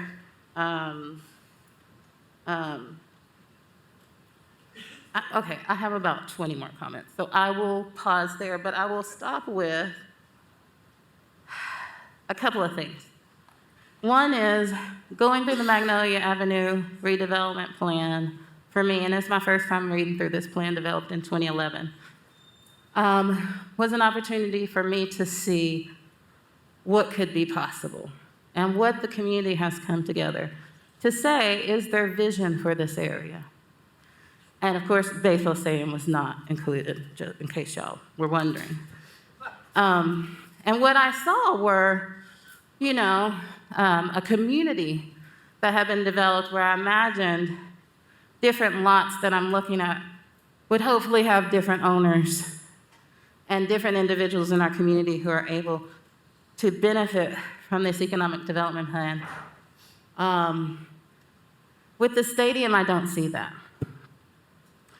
And I think we have to worry about, I think we have to rethink about whether this is the highest and best use of this property, because I still am not convinced that it is, especially with no parking plan in place.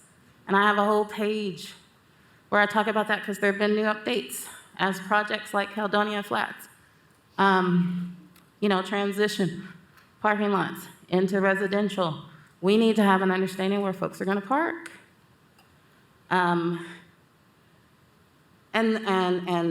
so I'm not convinced that's the highest and best use. And since we don't know the final cost on the stadium, we cannot at this point say that the benefits will outweigh the costs. We don't know what the costs are going to be. So I'm asking my colleagues to at least wait to vote on this until we know what the final costs will be, knowing that amendments may come, but we at least need a stadium budget in front of us that tells us what the expectation is today. Thank you, Ms. Parker. Council members, just two comments I wanted to add. First, this proposal does not add to the tax burden of the city of Knoxville or the people who pay the city of Knoxville taxes. Just want to make that abundantly clear. The expansion of the TIF district does not do that. Also, I just wanted to share that when I speak with people from other communities, mayors from other cities, and they talk about projects in their city, stadiums, municipal stadiums. More typically, a city has to spend 100% of the money to build a public stadium, and then they have to recruit a team or teams to come use that facility. We are in a much more fortunate position. We have, thanks to Knox County and thanks to the state of Tennessee, the city of Knoxville taxpayers are going to be covering less than half of the cost of this public stadium. We will own it through the Sports Authority, and we have the most beneficial lease agreement ever negotiated in the history of minor league baseball. And I am just reiterating that that's an unusually fortunate situation for this city.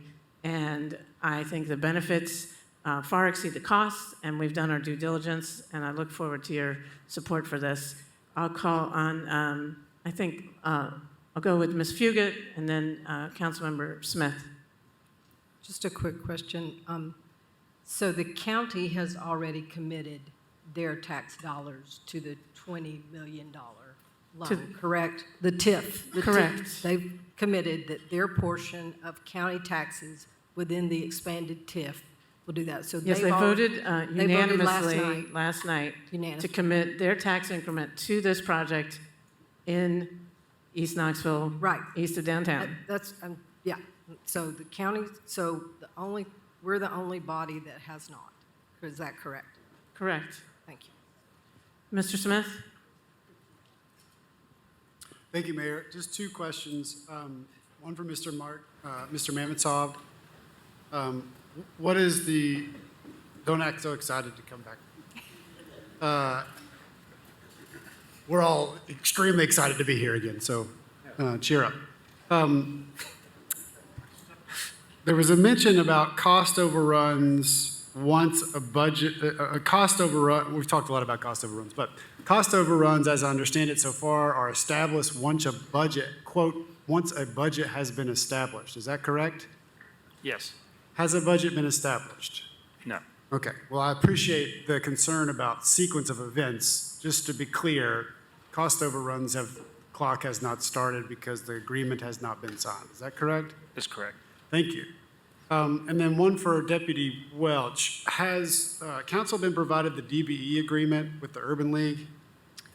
Yes, that was requested by Councilwoman Parker yesterday, and so I sent that out to all members of council this morning. It was probably late this morning. I sent it to your council email addresses, so. Okay. I remember. If you didn't get that, just let me know. I remember in the. I didn't get it. Okay, I can resend it. I remember in the Councilwoman Parker. previous meetings we had, I requested that of the Urban League and received it as well. So that was some months ago. But thank you. That's all the questions I have. Councilmember McKenzie? Thank you, Mayor. I want to thank my colleagues for your comments and the conversation and the dialogue that we've had around this. I want to make a couple of statements and then share something with everyone. You can hear me briefly. I'll try not to breathe on anybody. Economic development in my community requires economic investment. And this project actually provides that. The opportunity for people in my community who are living disproportionately, the majority, at or below poverty level. This project could be the gateway to grow and build generational wealth. And that is my desire, and it always has been, from this project and any investment and development that comes into my community, that comes before council and that we support. I want to share with you that this is a vision that has been shared by many council members who have sat in my seat as well as around this table. A former predecessor of mine who was a dear friend and church member, 6th District City Council member Danny Mayfield, who unfortunately passed away from bone cancer when he was 32 years old in 2001. I want to share with you a letter that he wrote to County Commission March 4th of 1998.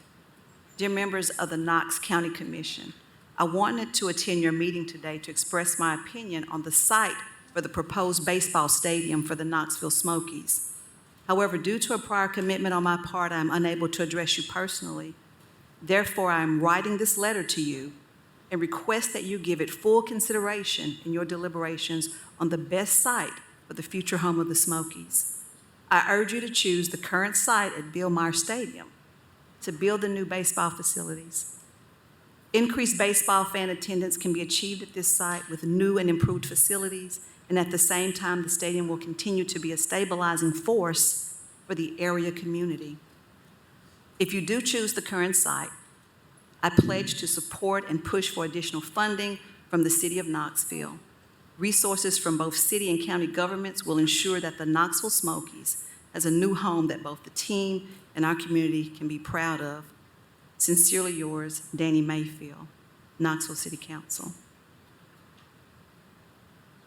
I want to leave you with that, to know that his desire was to see economic development, and how ironic is it that he saw that through sports, through the Knoxville Smokies. And I don't even know if everyone who's involved with this, with the building of the stadium, was even aware that this letter existed and what his position was during his time on City Council. But I want to leave that with you. Thank you. Thank you. Councilmember Thomas and Councilmember Testerman. Thank you. I just wanted to briefly address the debate or discussion we've been having about cost overruns and the definition, et cetera, what the implications are. When we approved the agreement to issue the $65 million bonds, my belief was that that was the obligation that the city was willing to make. And I heard Mr. Boyd say that anything above that would be taken care of by him. Let's put it that way. That was what I based my vote on. I don't think I misunderstood. I'm a pretty good listener. And we can talk about the semantics and definitions of what a cost overrun is. But the figure that I based my approval on was the $65 million. And in my mind, anything beyond that is a cost overrun. I mean, we can debate about the definitions, like I said. But like Ms. Singh, I suppose, if I can take some liberty, I went home that night thinking we were basically done and that we had given a generous support to this project, which the 6th District needs. But I will maintain my position that we have given hefty support to this project in a way that I feel comfortable with, that I think there's a payback on that. Anything beyond that needs to be taken care of by the private sector. And Mr. Boyd has been generous in some ways, but in my mind, if Mr. Boyd has $20 million to loan, he has $20 million to contribute to a project that's directly connected to his baseball franchise. And Mr. Boyd and some of his family also own some property in the old city. They will directly reap some of the benefits of the added profit from this development. And, you know, I don't say that in an accusatory manner. I'm just saying that matter of fact. You know,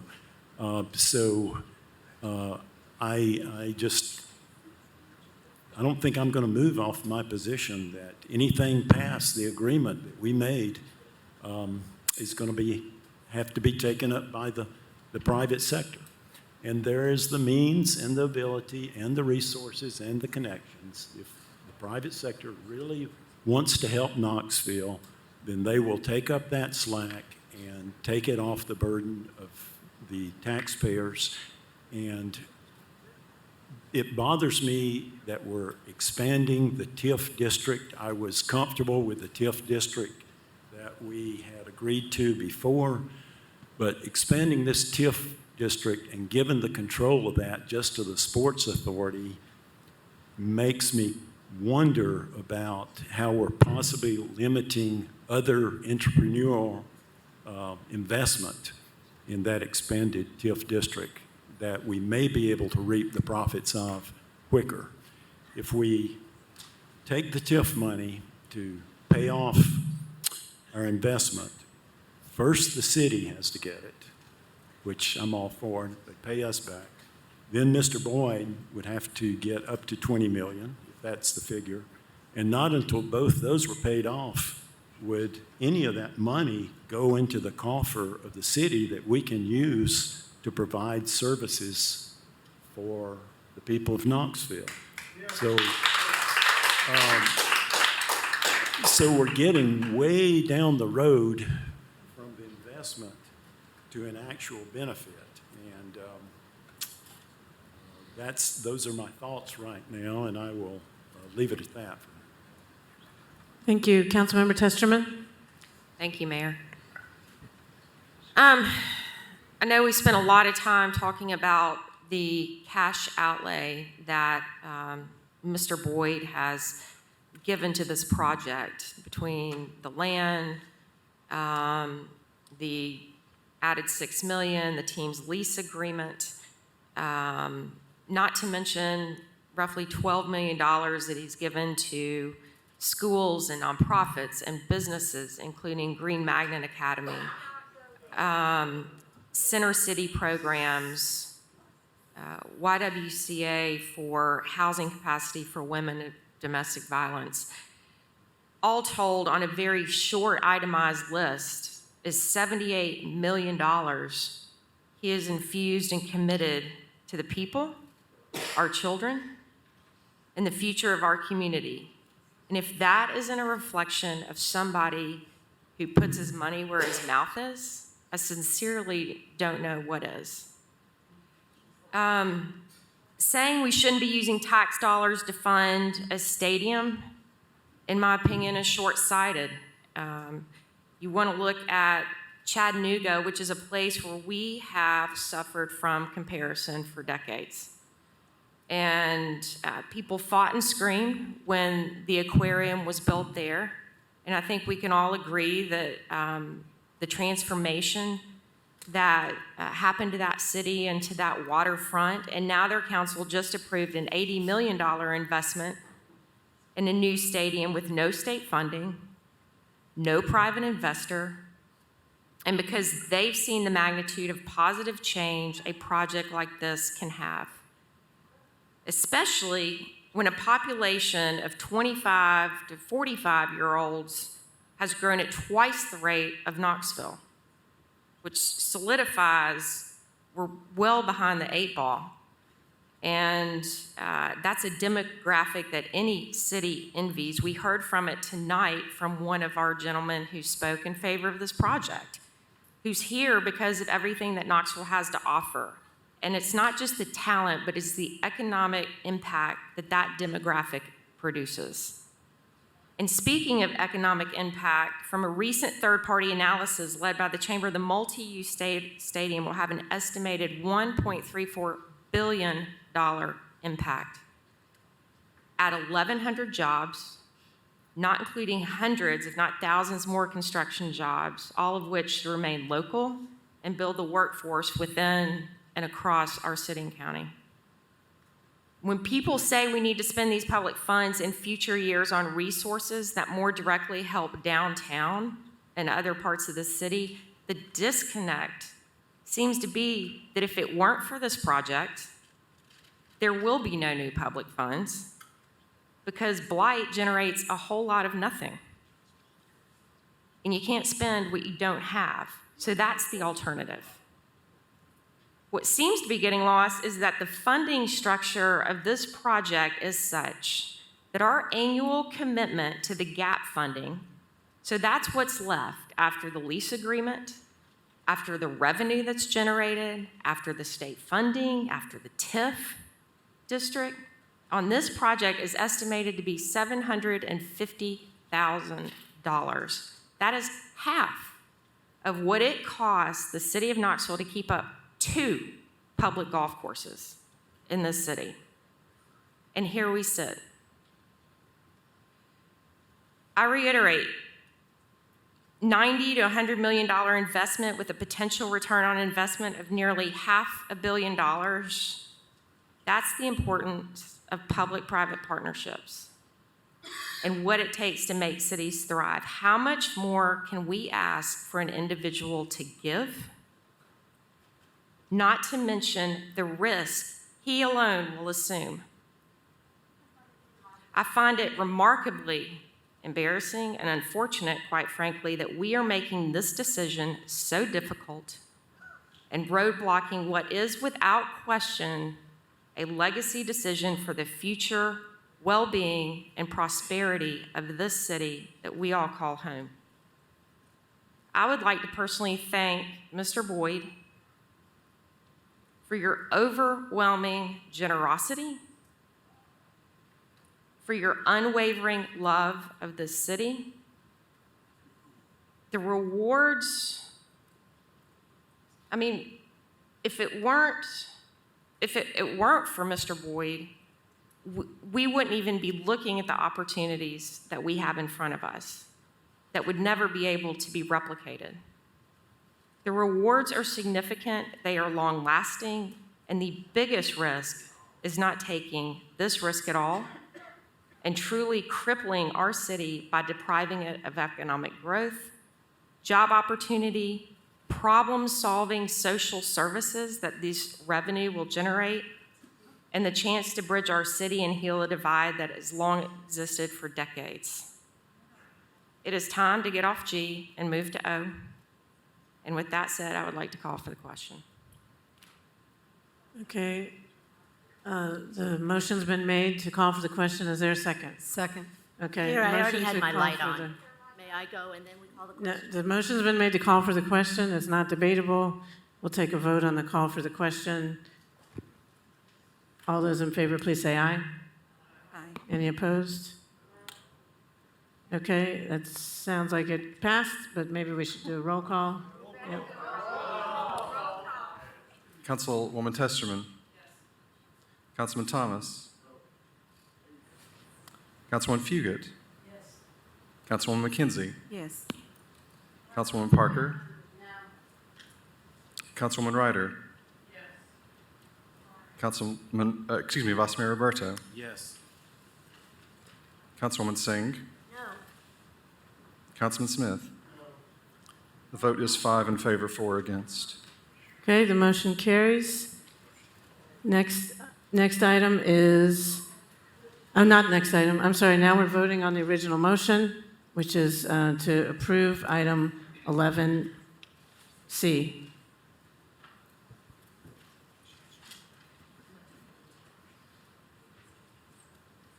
Is there any, oh, no, we can't have further discussion, I'm sorry. All those in favor, please say aye. Aye. Any opposed? No. Opposed. We can do, I guess we'll do roll call. Councilwoman McKenzie. Yes. Councilwoman Parker. Councilwoman Ryder. Vice Mayor Roberto. Yes. Councilwoman Singh. No. Councilman Smith. Councilwoman Testerman. Yes. Councilman Thomas. No. Councilwoman Fugit. Yes. Vote is 6 in favor, 3 in opposition. Okay, motion carries. Next item, please. 11D is a resolution authorizing the mayor to execute the First Amendment to the interlocal project agreement with Knox County, Tennessee, and the Sports Authority of the County of Knox and the City of Knoxville, Tennessee. Move to approve. Motion made to approve and seconded. Councilmember Singh? Thank you. So I'm going to make this question fit this item. So we are acting like if we don't approve these things, the stadium won't happen. Right? I thought what we were approving was the way to pay for it. If this next vote does not go through, and we do not build the stadium, what happens to the $14 million the city has already spent in infrastructure? Ms. Welch, I mean, those are, investments we needed to make anyhow. But go ahead, Ms. Welch, can you expand on that? Yes, thanks, Councilwoman Singh. So we actually haven't invested $14 million in public infrastructure. We need to in that area for sure. So the administration proposed and council approved a capital budget, which includes $7 million towards public infrastructure in that area, streets and plazas that will support this project and the entire area. And we have not, at this point, begun spending those dollars because we are continuing to go through this process of making sure that we have the plans, the designs, the construction documents, et cetera. We haven't spent any money on infrastructure there yet? We're preparing to. I mean, there are designs and plans that are moving forward, but in order to actually begin construction, we need to get those documents into the construction document phase. Thank you. Yes. And then there's so many different details to this. There's so many different pieces, and I know this is very complicated. But I have another question about, has Major League Baseball approved the deal to move yet? Ms. Welch. That would be, I would defer to Mr. Kirchhoffer to answer that question, Mayor, if that's okay.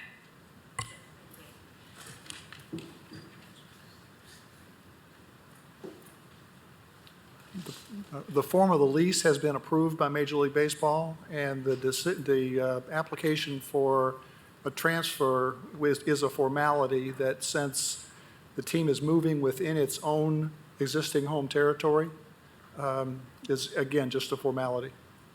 So no. Yeah, that's correct, no. Thank you.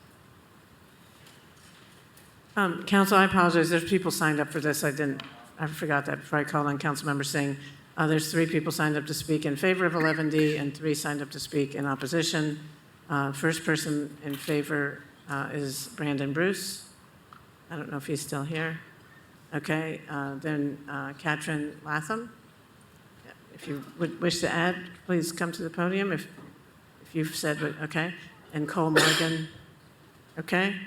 And then the people signed up to speak in opposition. The first person is Tyler Givens. Mr. Givens.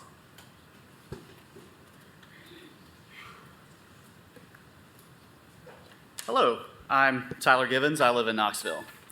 So happy to be upstaged by having the video played earlier. I was going to play that for you now, but I've got more time instead. So in November of 2021, the City Council entered into an interlocal agreement related to the construction and financing of a multi-use sports and entertainment stadium. This resolution authorizes an amendment to the interlocal agreement setting the maximum true interest cost of Sports Authority bonds at 6% per annum. I don't think anybody has mentioned this yet. The original rate was 5% per annum. A 1% increase over a 30-year term is millions of dollars. The amendment also adds a section establishing that neither the city nor county can approve a tax incentive with respect to any property located within the TIF district without first obtaining the consent of the Sports Authority. The district is much expanded from its original outlines and now includes some thriving businesses as well as more blighted areas, although coincidentally does not include Boyd's Jig and Reel, which I thought was interesting. So the stadium is gobbling up tax revenues from already thriving old city areas, and any new development in the expanded area that needs the help of the city now gets approved by an unelected sports authority under this resolution. Quote, "The purpose of this addition to the agreement is to ensure that the TIF district fulfills the purpose of financing development of the multi-use stadium," end quote. So we talked about highest and best uses earlier.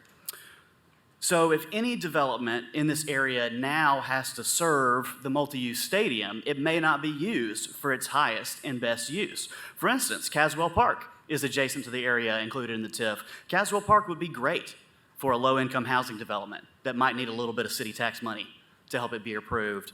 But do you think the unelected sports authority will just shut down any development that's not luxury? Because that's not going to help pay back the stadium. That's certainly a choice they have after this vote that you're giving away. So I encourage you all to vote no, especially you, Vice Mayor Roberto, because you asked a lot of good questions last November. You said folks had come to you worried about stadium overruns, and you wanted to ensure to them that that wouldn't happen. So we've had a lot of discussion about the definition of overrun. I won't go back into that. But I would ask you, do you think that the people asking you to make sure that there weren't cost overruns would think that this is a cost overrun? would they think that colloquially what's happening here is a cost overrun? It's increasing the price we're willing to pay. Or would they say, oh no, the technical definition, we'll use that? What do you think the people were asking you about? So the council agenda for the past several months has been all about granting, rezoning, and tax breaks for housing development that we desperately need. This agenda item is about expanding the tax zone for the stadium so that it can lock out affordable development that we so much need. So yeah, there's been a lot of talk about how there's no tax being generated, no tax revenue being generated in that area today. We're leaving out that we are leveraging our future when we say it's not generating revenue today, so we're just going to assume it's never going to generate revenue in the future, so we can count all that as gain. That doesn't make any sense to me. Something else that's been said a couple times is that Randy Boyd is the last person to get paid back for his loan. Randy Boyd's the first person that gets paid under this agreement. Like, as soon as the money's approved, who gets it? Gym Development, RR Land. They are the very first people to be paid. There's no way is he the last.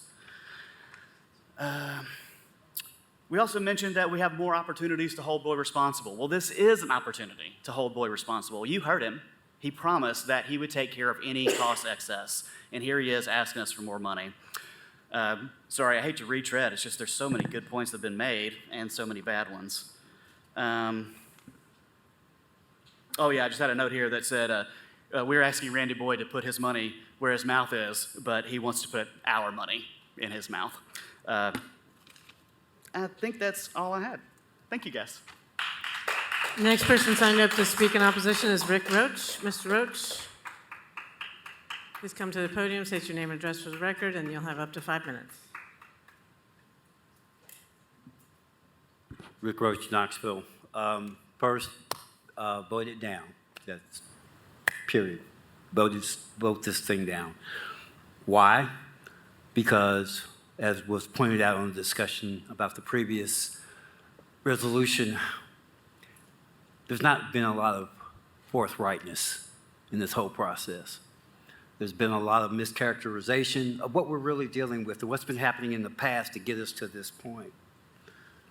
And I've been quietly observing this for the last 25 years or more.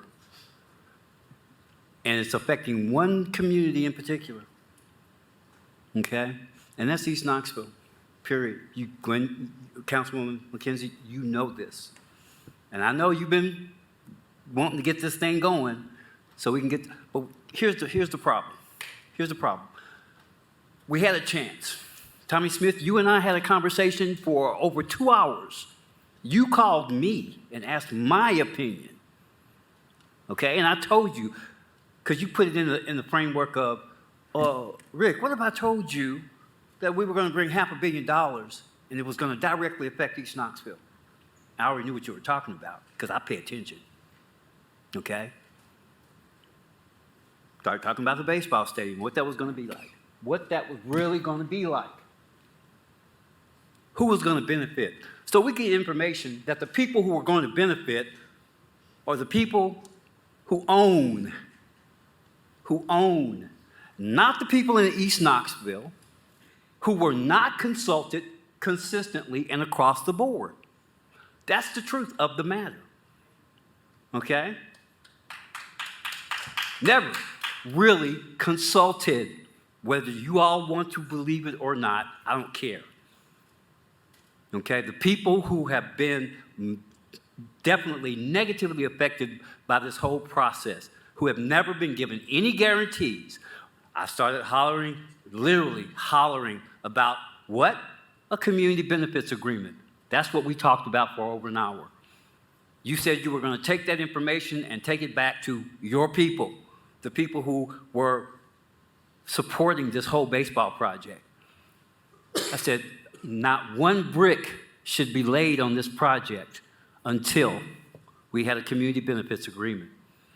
I didn't care about the TIFs because I knew a TIF was going to come. The little bit that I know about a TIF, this was the only way this bad boy was going to get off.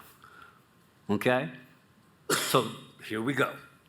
So now we're talking about finding a way to shift cost burden away from the person and the people that should be carrying the burden. Okay? Is there no way? There's already a $1 million a year, 30-year lease. Come on, people. That's diddly squat. In today's inflationary market, even stupid old me knows that. Okay? We should have been doing things ethically and on the front end of this whole baseball stadium agreement. But no, the people of East Knoxville and the contiguous areas, northeast, Park Ridge, no guarantees. There's no guarantee that the Magnolia Industrial and Business District is going to benefit from this, because guess what? We haven't benefited. We went through everything. We went through federal dollars and got nothing to show for it. Nothing. We're talking potentially $100 million from that process, and we got nothing. We got 2 dead zones. We got food deserts. That's what we've got. We've got people without jobs. We've got gun zones. That's what we've got. And you think you're going to get rid of the homeless situation contiguous to the baseball stadium area? You haven't even wanted to talk about that and deal with that. So what makes you think we're going to sit up here and approve of shifting cost burdens away from Mr. Boyd and his organizations who own most of the properties in those areas and who collaborate with the other investors and developers? We can't even determine whether we're going to have a bus terminal in an area that's going to benefit the people of Knoxville, destination city that we are. Next person signed up to speak in opposition is Chris O'Keefe. Mr. O'Keefe, come to the podium, please, and state your name and address for the record. Chris O'Keefe, 7424 Killbridge Drive. Good to see y'all again. Last time we were here, it was over the CBA. We had a lot of talk on why we couldn't do a CBA. One reason was minimum wage workers. The city didn't make it there. We couldn't really, 4 years from now, guarantee that they'd have $15 an hour 4 years from now, but okay. But here we are in the talks where we passed it, 3 months later, where everyone got a raise here in the city of Knoxville. At the same time, Glenn Jacobs, now, once again, I know this is the city, that's the county, but I was in his office for, a month before that, talking about apprenticeships and state certified apprenticeships, registered apprenticeships. Not just, we're gonna train people, give them 2 weeks training, send them out there. Well, we said we had an Urban League agreement to carry that apprenticeship. Oh, glad you all sent it out yesterday morning. Another word about apprenticeship in there. It says we'll train people, talks about DBE contractors, doesn't talk about anything about actual apprenticeships. And what's their training? 3 weeks, 2 weeks, 1 week? It's not state certified or state registered. These are the things we want in an agreement. These are the things we want in writing. And now we're asking for more money. Now you can say, well, that's overrun cost, and that's what the different definition is, and it depends on what your definition of is. And you all are old enough to know what that means. I was a teen when that was in the courts, right? And that's where we're at now. It's all about how you define it. And Tommy, I like to tell you about construction. They won't know the final cost of this project tomorrow. They're not going to know the final cost of it in a week. It's a 4-year, 3-year, 2-year project. Things are going to change amongst that whole time. We do projects. We do federal government projects right here in DOE. Those are your federal money, right? And once again, those have an overrun. Those always goes over cost. And they're always going back to Congress asking for more money. Now, as a taxpayer, I'm kind of okay with that in my jobs because I know that the people that are working those jobs are having health care, pension, good pay. I know where my tax dollars are going in the federal dollars there on those jobs. And here we are on this job. I live at 7424 Killbridge Drive now. I'm not just at 1000 Buchanan as a business manager for the ironworkers. I live here. I live here in Knoxville. Matter of fact, my kids were born here before I lived here, but the best hospitals were in Knoxville, right? That's where I came. But at the same time, he doesn't live here. I heard that comment a couple times. Every county that surrounds here lives here. We all care about Knoxville. But once again, what are we getting out of it? What agreements are we getting out of it? And once again, on overrun costs, what is the final budget? When are we going to, and 2 years from now, when all of a sudden they go for another bid on part of the project and they're asking for more money, they're going to be standing right here again asking for more money. Where does it stop? And once again, I hate how we want to eat our cake or have cake, eat it too, or don't let anyone else have it, wherever that saying goes. But literally, it's Randy Boyd is taking the risk by giving a $20 million loan, right? He gets paid, and if we can't afford to pay him, he doesn't get paid. Then why are we building the project? We talk about how great this is going to bring to the city. This is an opportunity, the best opportunity we ever had so we're taking the risk, we're adding all this money, we're going to pay for it. But at the same time, like, maybe he won't get his money back. He's going to get his money back. That's our hopes, right? Are we going to be on the negative the whole time, or are we going to be on the positive? And once again, I go back to the CBA. Got a minute and a half. We can keep going and just saying, as parents, if your kid said, we're going to buy this, and they go to buy it, and all of a sudden it's $50 more, and then you're like, well, you better think that through, $100 was your budget, now it's $150. Or you're going to think it through as good parents. Making them see the agreement, see what's going on, see, well, why is it that? And here we are, we're just going to throw money at it, give it to them, give them all they want, no agreements, we're not going to get anything out of it. What are the workforce going to get out of this? What are the people, the citizens that are going to do this job get out of this? I see DBE, I don't see anything about apprenticeships. I'm glad the city now has more minimum wage, but why weren't we in talks with the county and the city together saying, hey, this project's 2 years away? Why can't we work together and communicate together to make an agreement that makes sense for all of us? And instead it's the city wants this, the county wants this, they want this, labor wants this, and another community group wants this. And no one's working together. And here we are once again making a decision when we don't even know the final budget. And we won't know the final budget. So can we do this in stages? What stage do you need and what kind of money do you need it for? Stage 1, stage 2, stage 3?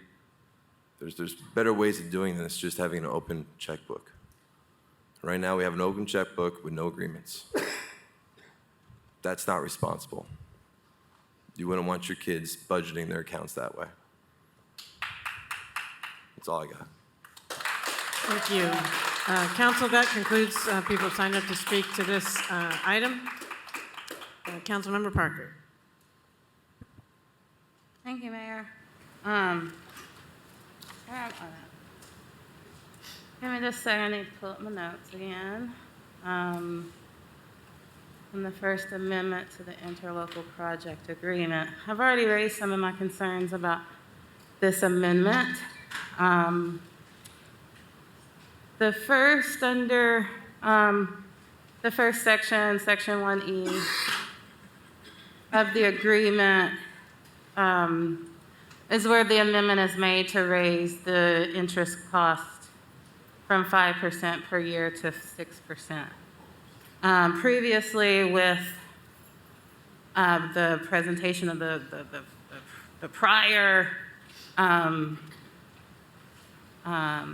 financing plan, we were presented with figures of what the annual debt service would be at a 5% or lower interest rate, and that's $3.2 million. We have not been presented with what an anticipated annual debt service would be at 6%, and I'm assuming that since the interlocal agreement did not change the amount of the $65 million bonds, we're talking about 6% on $65 million. So that should be easily shared with the public and with the city council, again, before we even vote on it, so we know what that annual debt service is expected to be at 6% on $65 million. First, let me say before I move forward, does anybody have that number and would like to share it at this point? Yes, Mayor, Councilwoman Parker, yes, we have estimates of what that number would be, and I'm happy to share those. But not tonight?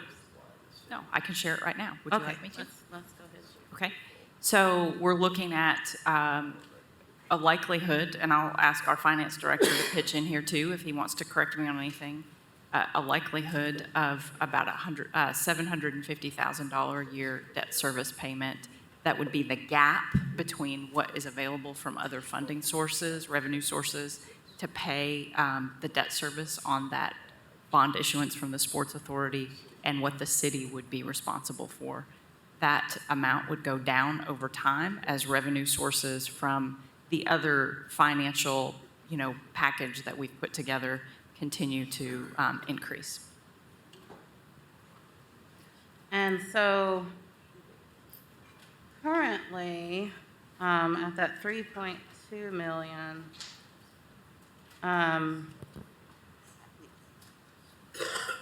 that is split between the city and county.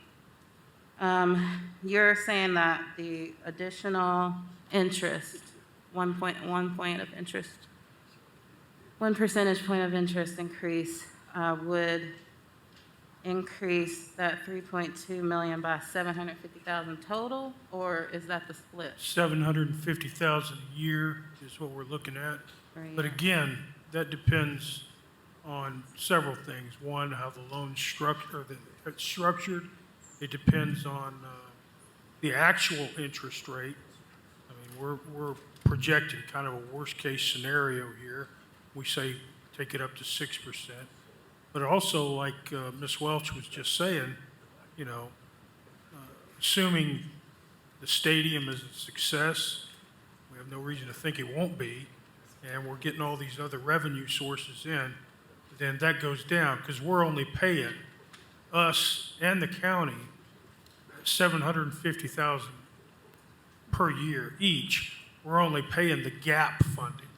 As that gap decreases because other sources of revenue are doing well, then that payment would decrease. It's rather speculative right now, but this is needed to get so they can move forward into some sort of a development agreement, be able to eventually go out to bid and so forth. But $750K per year is what the city and the county each are looking at paying right now, the gap funding. But again, that may decrease. Now, for the financing plan that was previously presented to us, estimated cost to the city of around $240,000 a year, plus another $50,000, maybe $25,000 initially for the capital improvements fund on an annual basis, and that increases each year. So, are you saying $240,000 for the city, plus the $25,000, plus half of the $750,000? I'm saying right now, the estimate is, as Ms. Welch said, $750K for the city, $750K per year for the county, okay? And then, once the stadium, it begins the first full year after the stadium comes into service, we start putting into a capital improvements reserve fund, much like we do for any large facility, where in year 2 and 3 after it's built, $25K from each of us per year, 4 and 5, year 4 and 5, $50K for each of us per year. And it goes up because the facility becomes older and you have to replace things in it. And that continues on. And like I say, we do that for our facilities right now. That's a proper way to plan for it so you don't have these gigantic expenditure spikes as time goes along and things tear up. Because, I mean, we own it at the end of the day. And so I'm not sure if you create these financial reports for the stadium project or if they come from somewhere else. For the stadium what, ma'am? Project. No, frankly, that got a lot of that with some of it from our bond counsel, Mark Mamatoff. I know that Mr. Bentley knows about that and so forth. But I mean, I keep my fingers on the pulse on that so that I know what we're looking at as we go forward. And so at what point,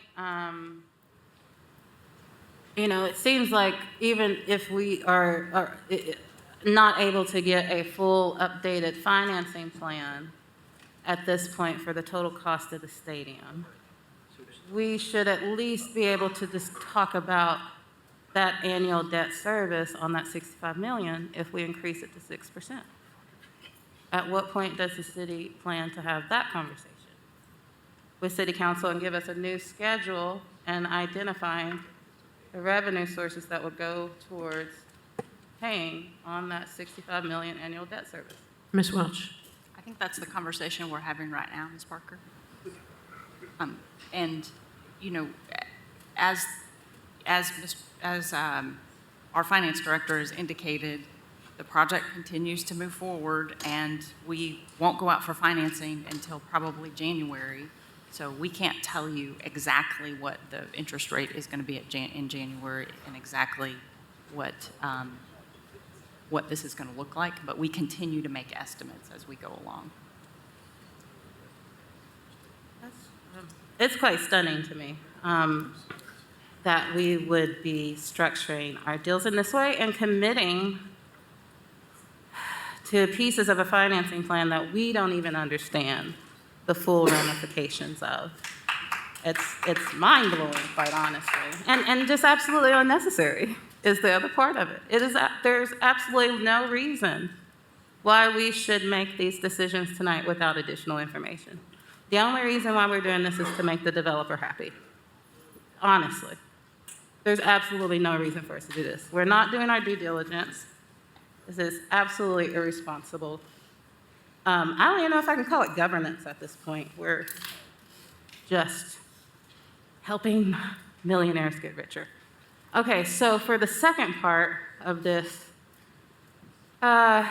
amendment to the interlocal agreement, there's an amendment of Section 1 adding subsection F to the interlocal agreement.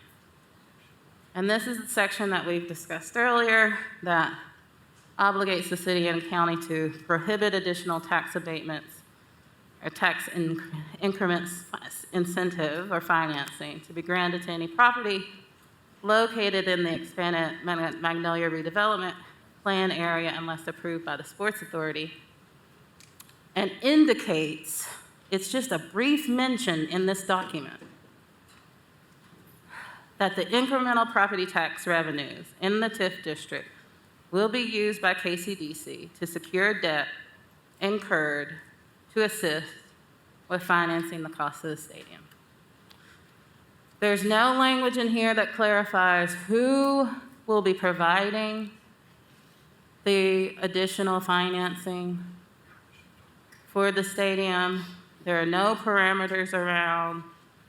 There's no language that captures our expectations, that KCDC is not going out, taking out a $20 million loan at a 6% interest rate, increasing the cost to the taxpayer of this apparent shortcoming in the budget that Randy Boyd verbally promised that he would cover. There are no parameters. There's no guardrails. There's no additional details that tell us exactly how KCDC will secure debt to assist with financing of the stadium. Ms. Parker, just, you probably can't see, but two of your colleagues have their lights on, and again, council's rule says 5 minutes until it's someone Has it been 5 minutes? Can I get a timer? I have been timing it right here. You want me to put the timer up there? We can. If you're going to keep interrupting me, Okay, but would like a timer. it's been I've 10 and a seen half minutes. Other colleagues speak for an extremely long amount of time. Well, and not be interrupted. So I can start keeping a timer for everybody if that's what council that would be wishes. wonderful. I mean, I think that's fair. Okay. All right, timer. Please Would do you please time start all of us. timing the council members? I mean, I guess we can put that to a vote to council if you guys want me to do that, No, or it's our nod rules. your heads. Go ahead. I make a motion that you time all of us. Is there a second? I'll second it, because it's in our rules. Okay. For this meeting, any further discussion on that motion to time council members for this meeting? Seeing none, all those in favor, please say aye. Aye. Any opposed? I'm opposed. Okay. Motion carries 8-1. Please put the timer up, and I will. I'm going to abstain on that one. Okay. Motion carries 7-1-1. It's ridiculous. Bad. Now, Ms. Parker, you've been on 10 minutes, so I'm imposing the rule. We'll start now. Please put the clock up for the next person is Ms. Fugit, then we'll go to Ms. Ryder. Thank you. Mayor, Well, Yes. I think we're still on me, right? We just, approved, your colleagues approved a rule that said that they wanted me to time it. It's been. Yeah, but you have, I didn't even finish my thought, is the point. You even give public forum speakers an opportunity to finish their thought. Okay, feel free to finish your You interrupted thought. me in the middle of my comment and didn't even let me finish my thought. I thought you were finished with your thought. Okay, so I will finish quickly. Under this amendment of Section 1, adding subsection F, it states that KCDC is to secure debt to assist with financing of the stadium. My questions in this section are, why is there language in this interlocal agreement that obligates KCDC to secure debt to assist with the financing of the cost of the stadium, but does not name Randy Boyd or our land or Boyd Sports as the entity required to provide the funds for the loan? That's one question. Let me go ahead and ask my second question in case y'all want to try to run down the clock. Second question. In my comments and concerns submitted in November 2021 regarding the original interlocal agreement, part of my comments were that we had no language in this interlocal agreement, and we are not party to the development agreement. And we have no language in this interlocal agreement to hold Randy Boyd to the cost overruns. If you'd read my long document in November, those were my comments then, and it's my comments now. I can't believe you're coming back to us with an interlocal agreement that now obligates KCDC to secure additional debt for this stadium, but you're not even putting language in here that obligates Randy Boyd to either provide the loan or to provide the cost overruns as he should have done in the first place.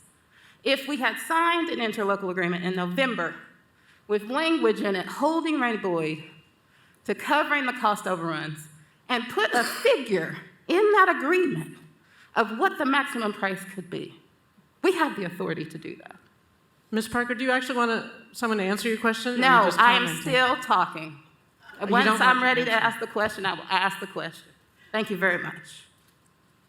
So if we had put language in the interlocal agreement that established a maximum price for this project and clarified that the developer was obligated to cover any cost overruns over that amount that we had named in that agreement, we would not be here today.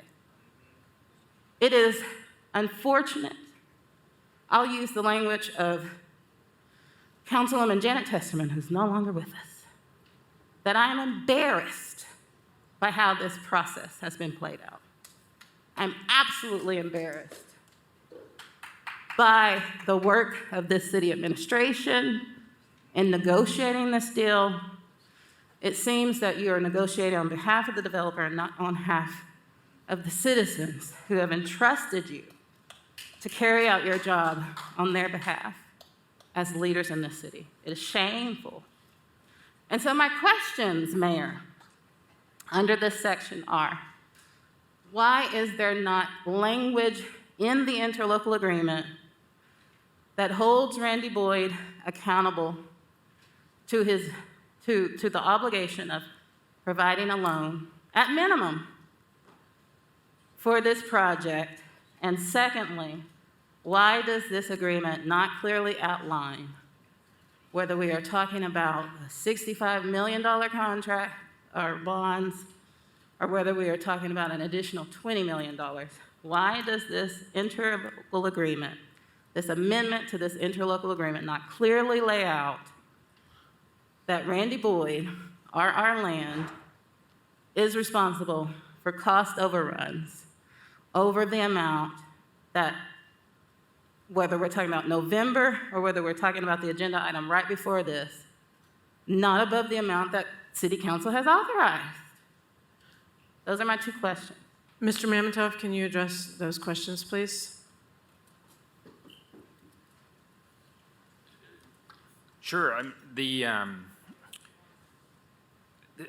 is not the right parties to the agreement to address this. This is an agreement under the Sports Authority Act to support the bonds. And so the TIF terms will be spelt out very carefully, as we have done for probably 25 other tax increment financings in the redevelopment agreements and the TIF financing documents between KCDC and the lender. And in this case, the lender will likely and almost certainly be an affiliate of Randy Boyd. If we had an independent lender, that would be great, actually, but since no one would lend against an undetermined income stream like this, then that would be the like lender. So we will have detailed documents setting forth those things, as we have in the many other TIFs that we've done throughout downtown and throughout to promote redevelopment in our city, in those documents, as you all have approved many, many times in the past. So it's consistent with past practice of this body,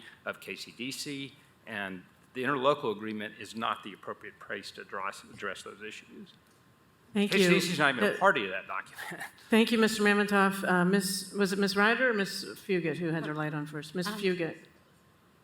Go ahead, Ms. Fugit. Thank you. I just wanted to clarify that we are talking about approving a 1% increase in the maximum allowable rate we will allow for the bonds to be issued.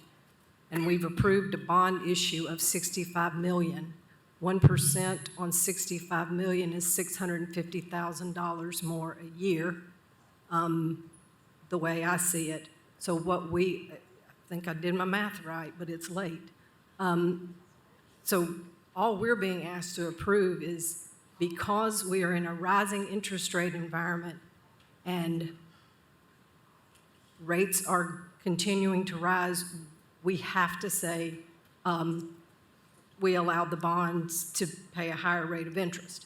Secondly, for the reason that the Sports Authority needs to have some ability about the tax increment financing, about the repayment structure, is because we have to go into the private sector to raise bond funding, and they have to have a guaranteed source of repayment. And that's part of why this agreement has to be the way it is. Am I missing anything, Mr. Mamontoff? No, and that was a good point, and it is responsive to Councilwoman Parker's question. 1% is $650,000. You described it well. Right now, the true interest cost, which is essentially an average interest rate on the debt, is roughly 4.6%. We're still under 5%, but we're about to embark on spending millions of dollars more on construction design work, site work at the stadium, and if we change the interest rate, if we didn't have some headroom to plan for next January, it would be very disadvantageous for everyone if we did not have the room. And you pointed out that roughly the downside risk by adding 1% is $650,000 a year initially. As you pay off principal, that'll go down Right. each year. But maximum, we're talking a total overall interest cost the first year of another Roughly, $650,000 a year. And we're doing it because we're in a rising rate environment and we have to have room because we don't know what rate somebody will give us when we go to market. Thank you. Yeah, thank you. Thank you. Council, just it's my understanding of your rules that we'll keep the clock going 5 minutes per person, including the questions and the answers. Councilmember Ryder. Mr. Mamontoff, I'm going to ask you a question real quick, so run, because we're on a clock. Why was it set 5% before? We set 5% before. Interest rates were. You got to true talk interest fast. cost was in the low 3.2, something like that. So obviously, with interest rates rising to where we are now, and I'll try to speak really quickly, they're much closer to 5%. So we set it based on market conditions at that time. Okay, so many things have been brought up since this agenda item has come to light, including some of the public comments. We are actually voting on the interest rate because the interest rates have risen. Is that correct? That is correct. I just want to be really clear what we're voting on because you seem to be rehashing a lot of other things. Yes. Thank you so much. Mr. You're welcome. Caldwell, I'll call on you next. I'd like to ask you a question super fast. There's folks that have to use the bathroom, and I know everyone's tired, so that's why we're being hasty. Did County Commission vote on this last night? They did. Did they vote on the previous agenda item last night? They did. How did they vote? Unanimously approved. Did they have any speakers? Did anyone come and speak? Everything was done at the workshop the week before. It was on the consent agenda. They Did didn't even anyone speak discuss at the it. workshop? Ms. Ryder has the floor. Go ahead. That's okay. She doesn't believe other people get a chance to ask questions.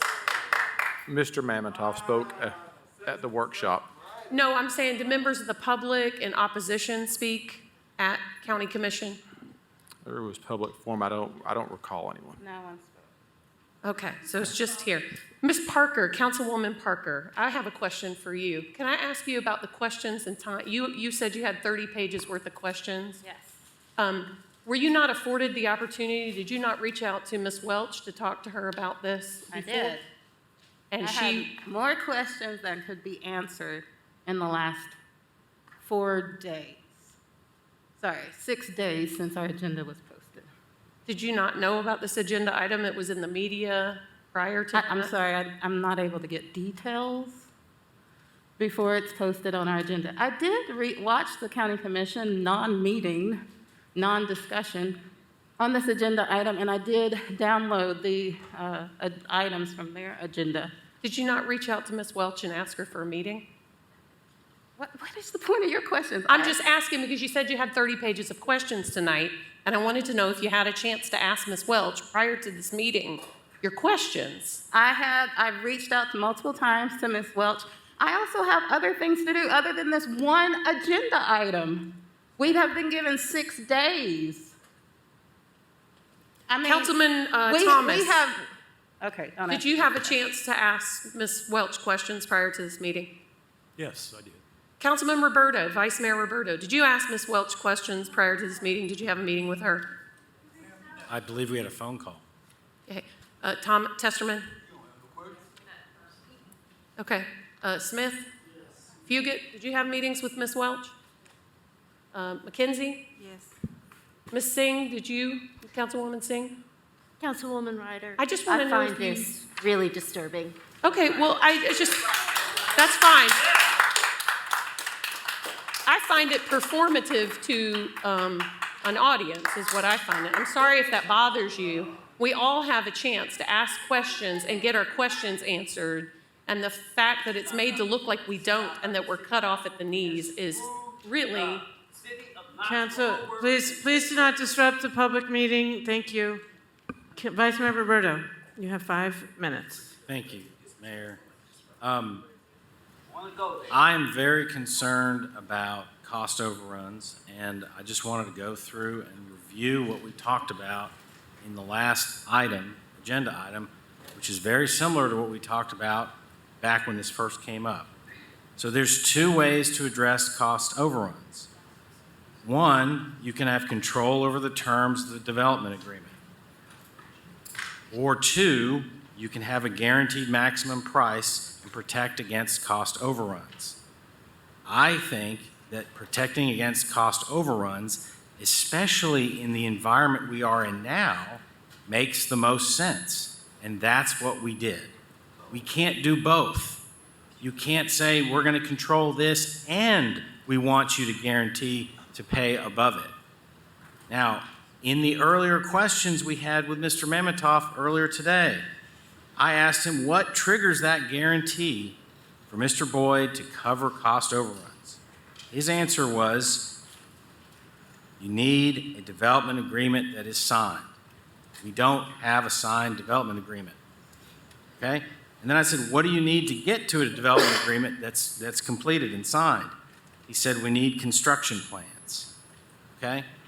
We need this apparatus here to get to the place where we can have development plans. And that's where I want us to get, and I want us to get there fast. Because what was being said is true. Costs are going to change. We need to get to the place where the taxpayers are protected, and we can't get there until the development agreement's done. Remember that what is being said here is that we're using the tax incremental finance district to fund everything that's going on with the stadium. So, Mr. Mamontoff, I'm going to ask you a quick question. Given all we've talked about and all we understand about this project, would it be fair to say that the city is going to be investing $10 to $12 million to get a $100 million stadium. I think it's a very fair estimate. Could you just put your mic down? Speak into the mic, please. I'm so sorry. I think it's a very fair estimate. I think it's really important to acknowledge that roughly 40 to 45% of the TIF is paid by the county. Roughly 40 to 45% of the $14 million of infrastructure that you're putting in is being paid by the county. That is a remarkable thing that the city and the county have been brought together. I've worked for these projects with the city and the county for 35 years, and this has really been kind of cool to see them be so supportive of this project. And so when you hear the $20 million, when you hear the other things, you've got to focus on the fact that a substantial portion of that is being paid with county tax revenue.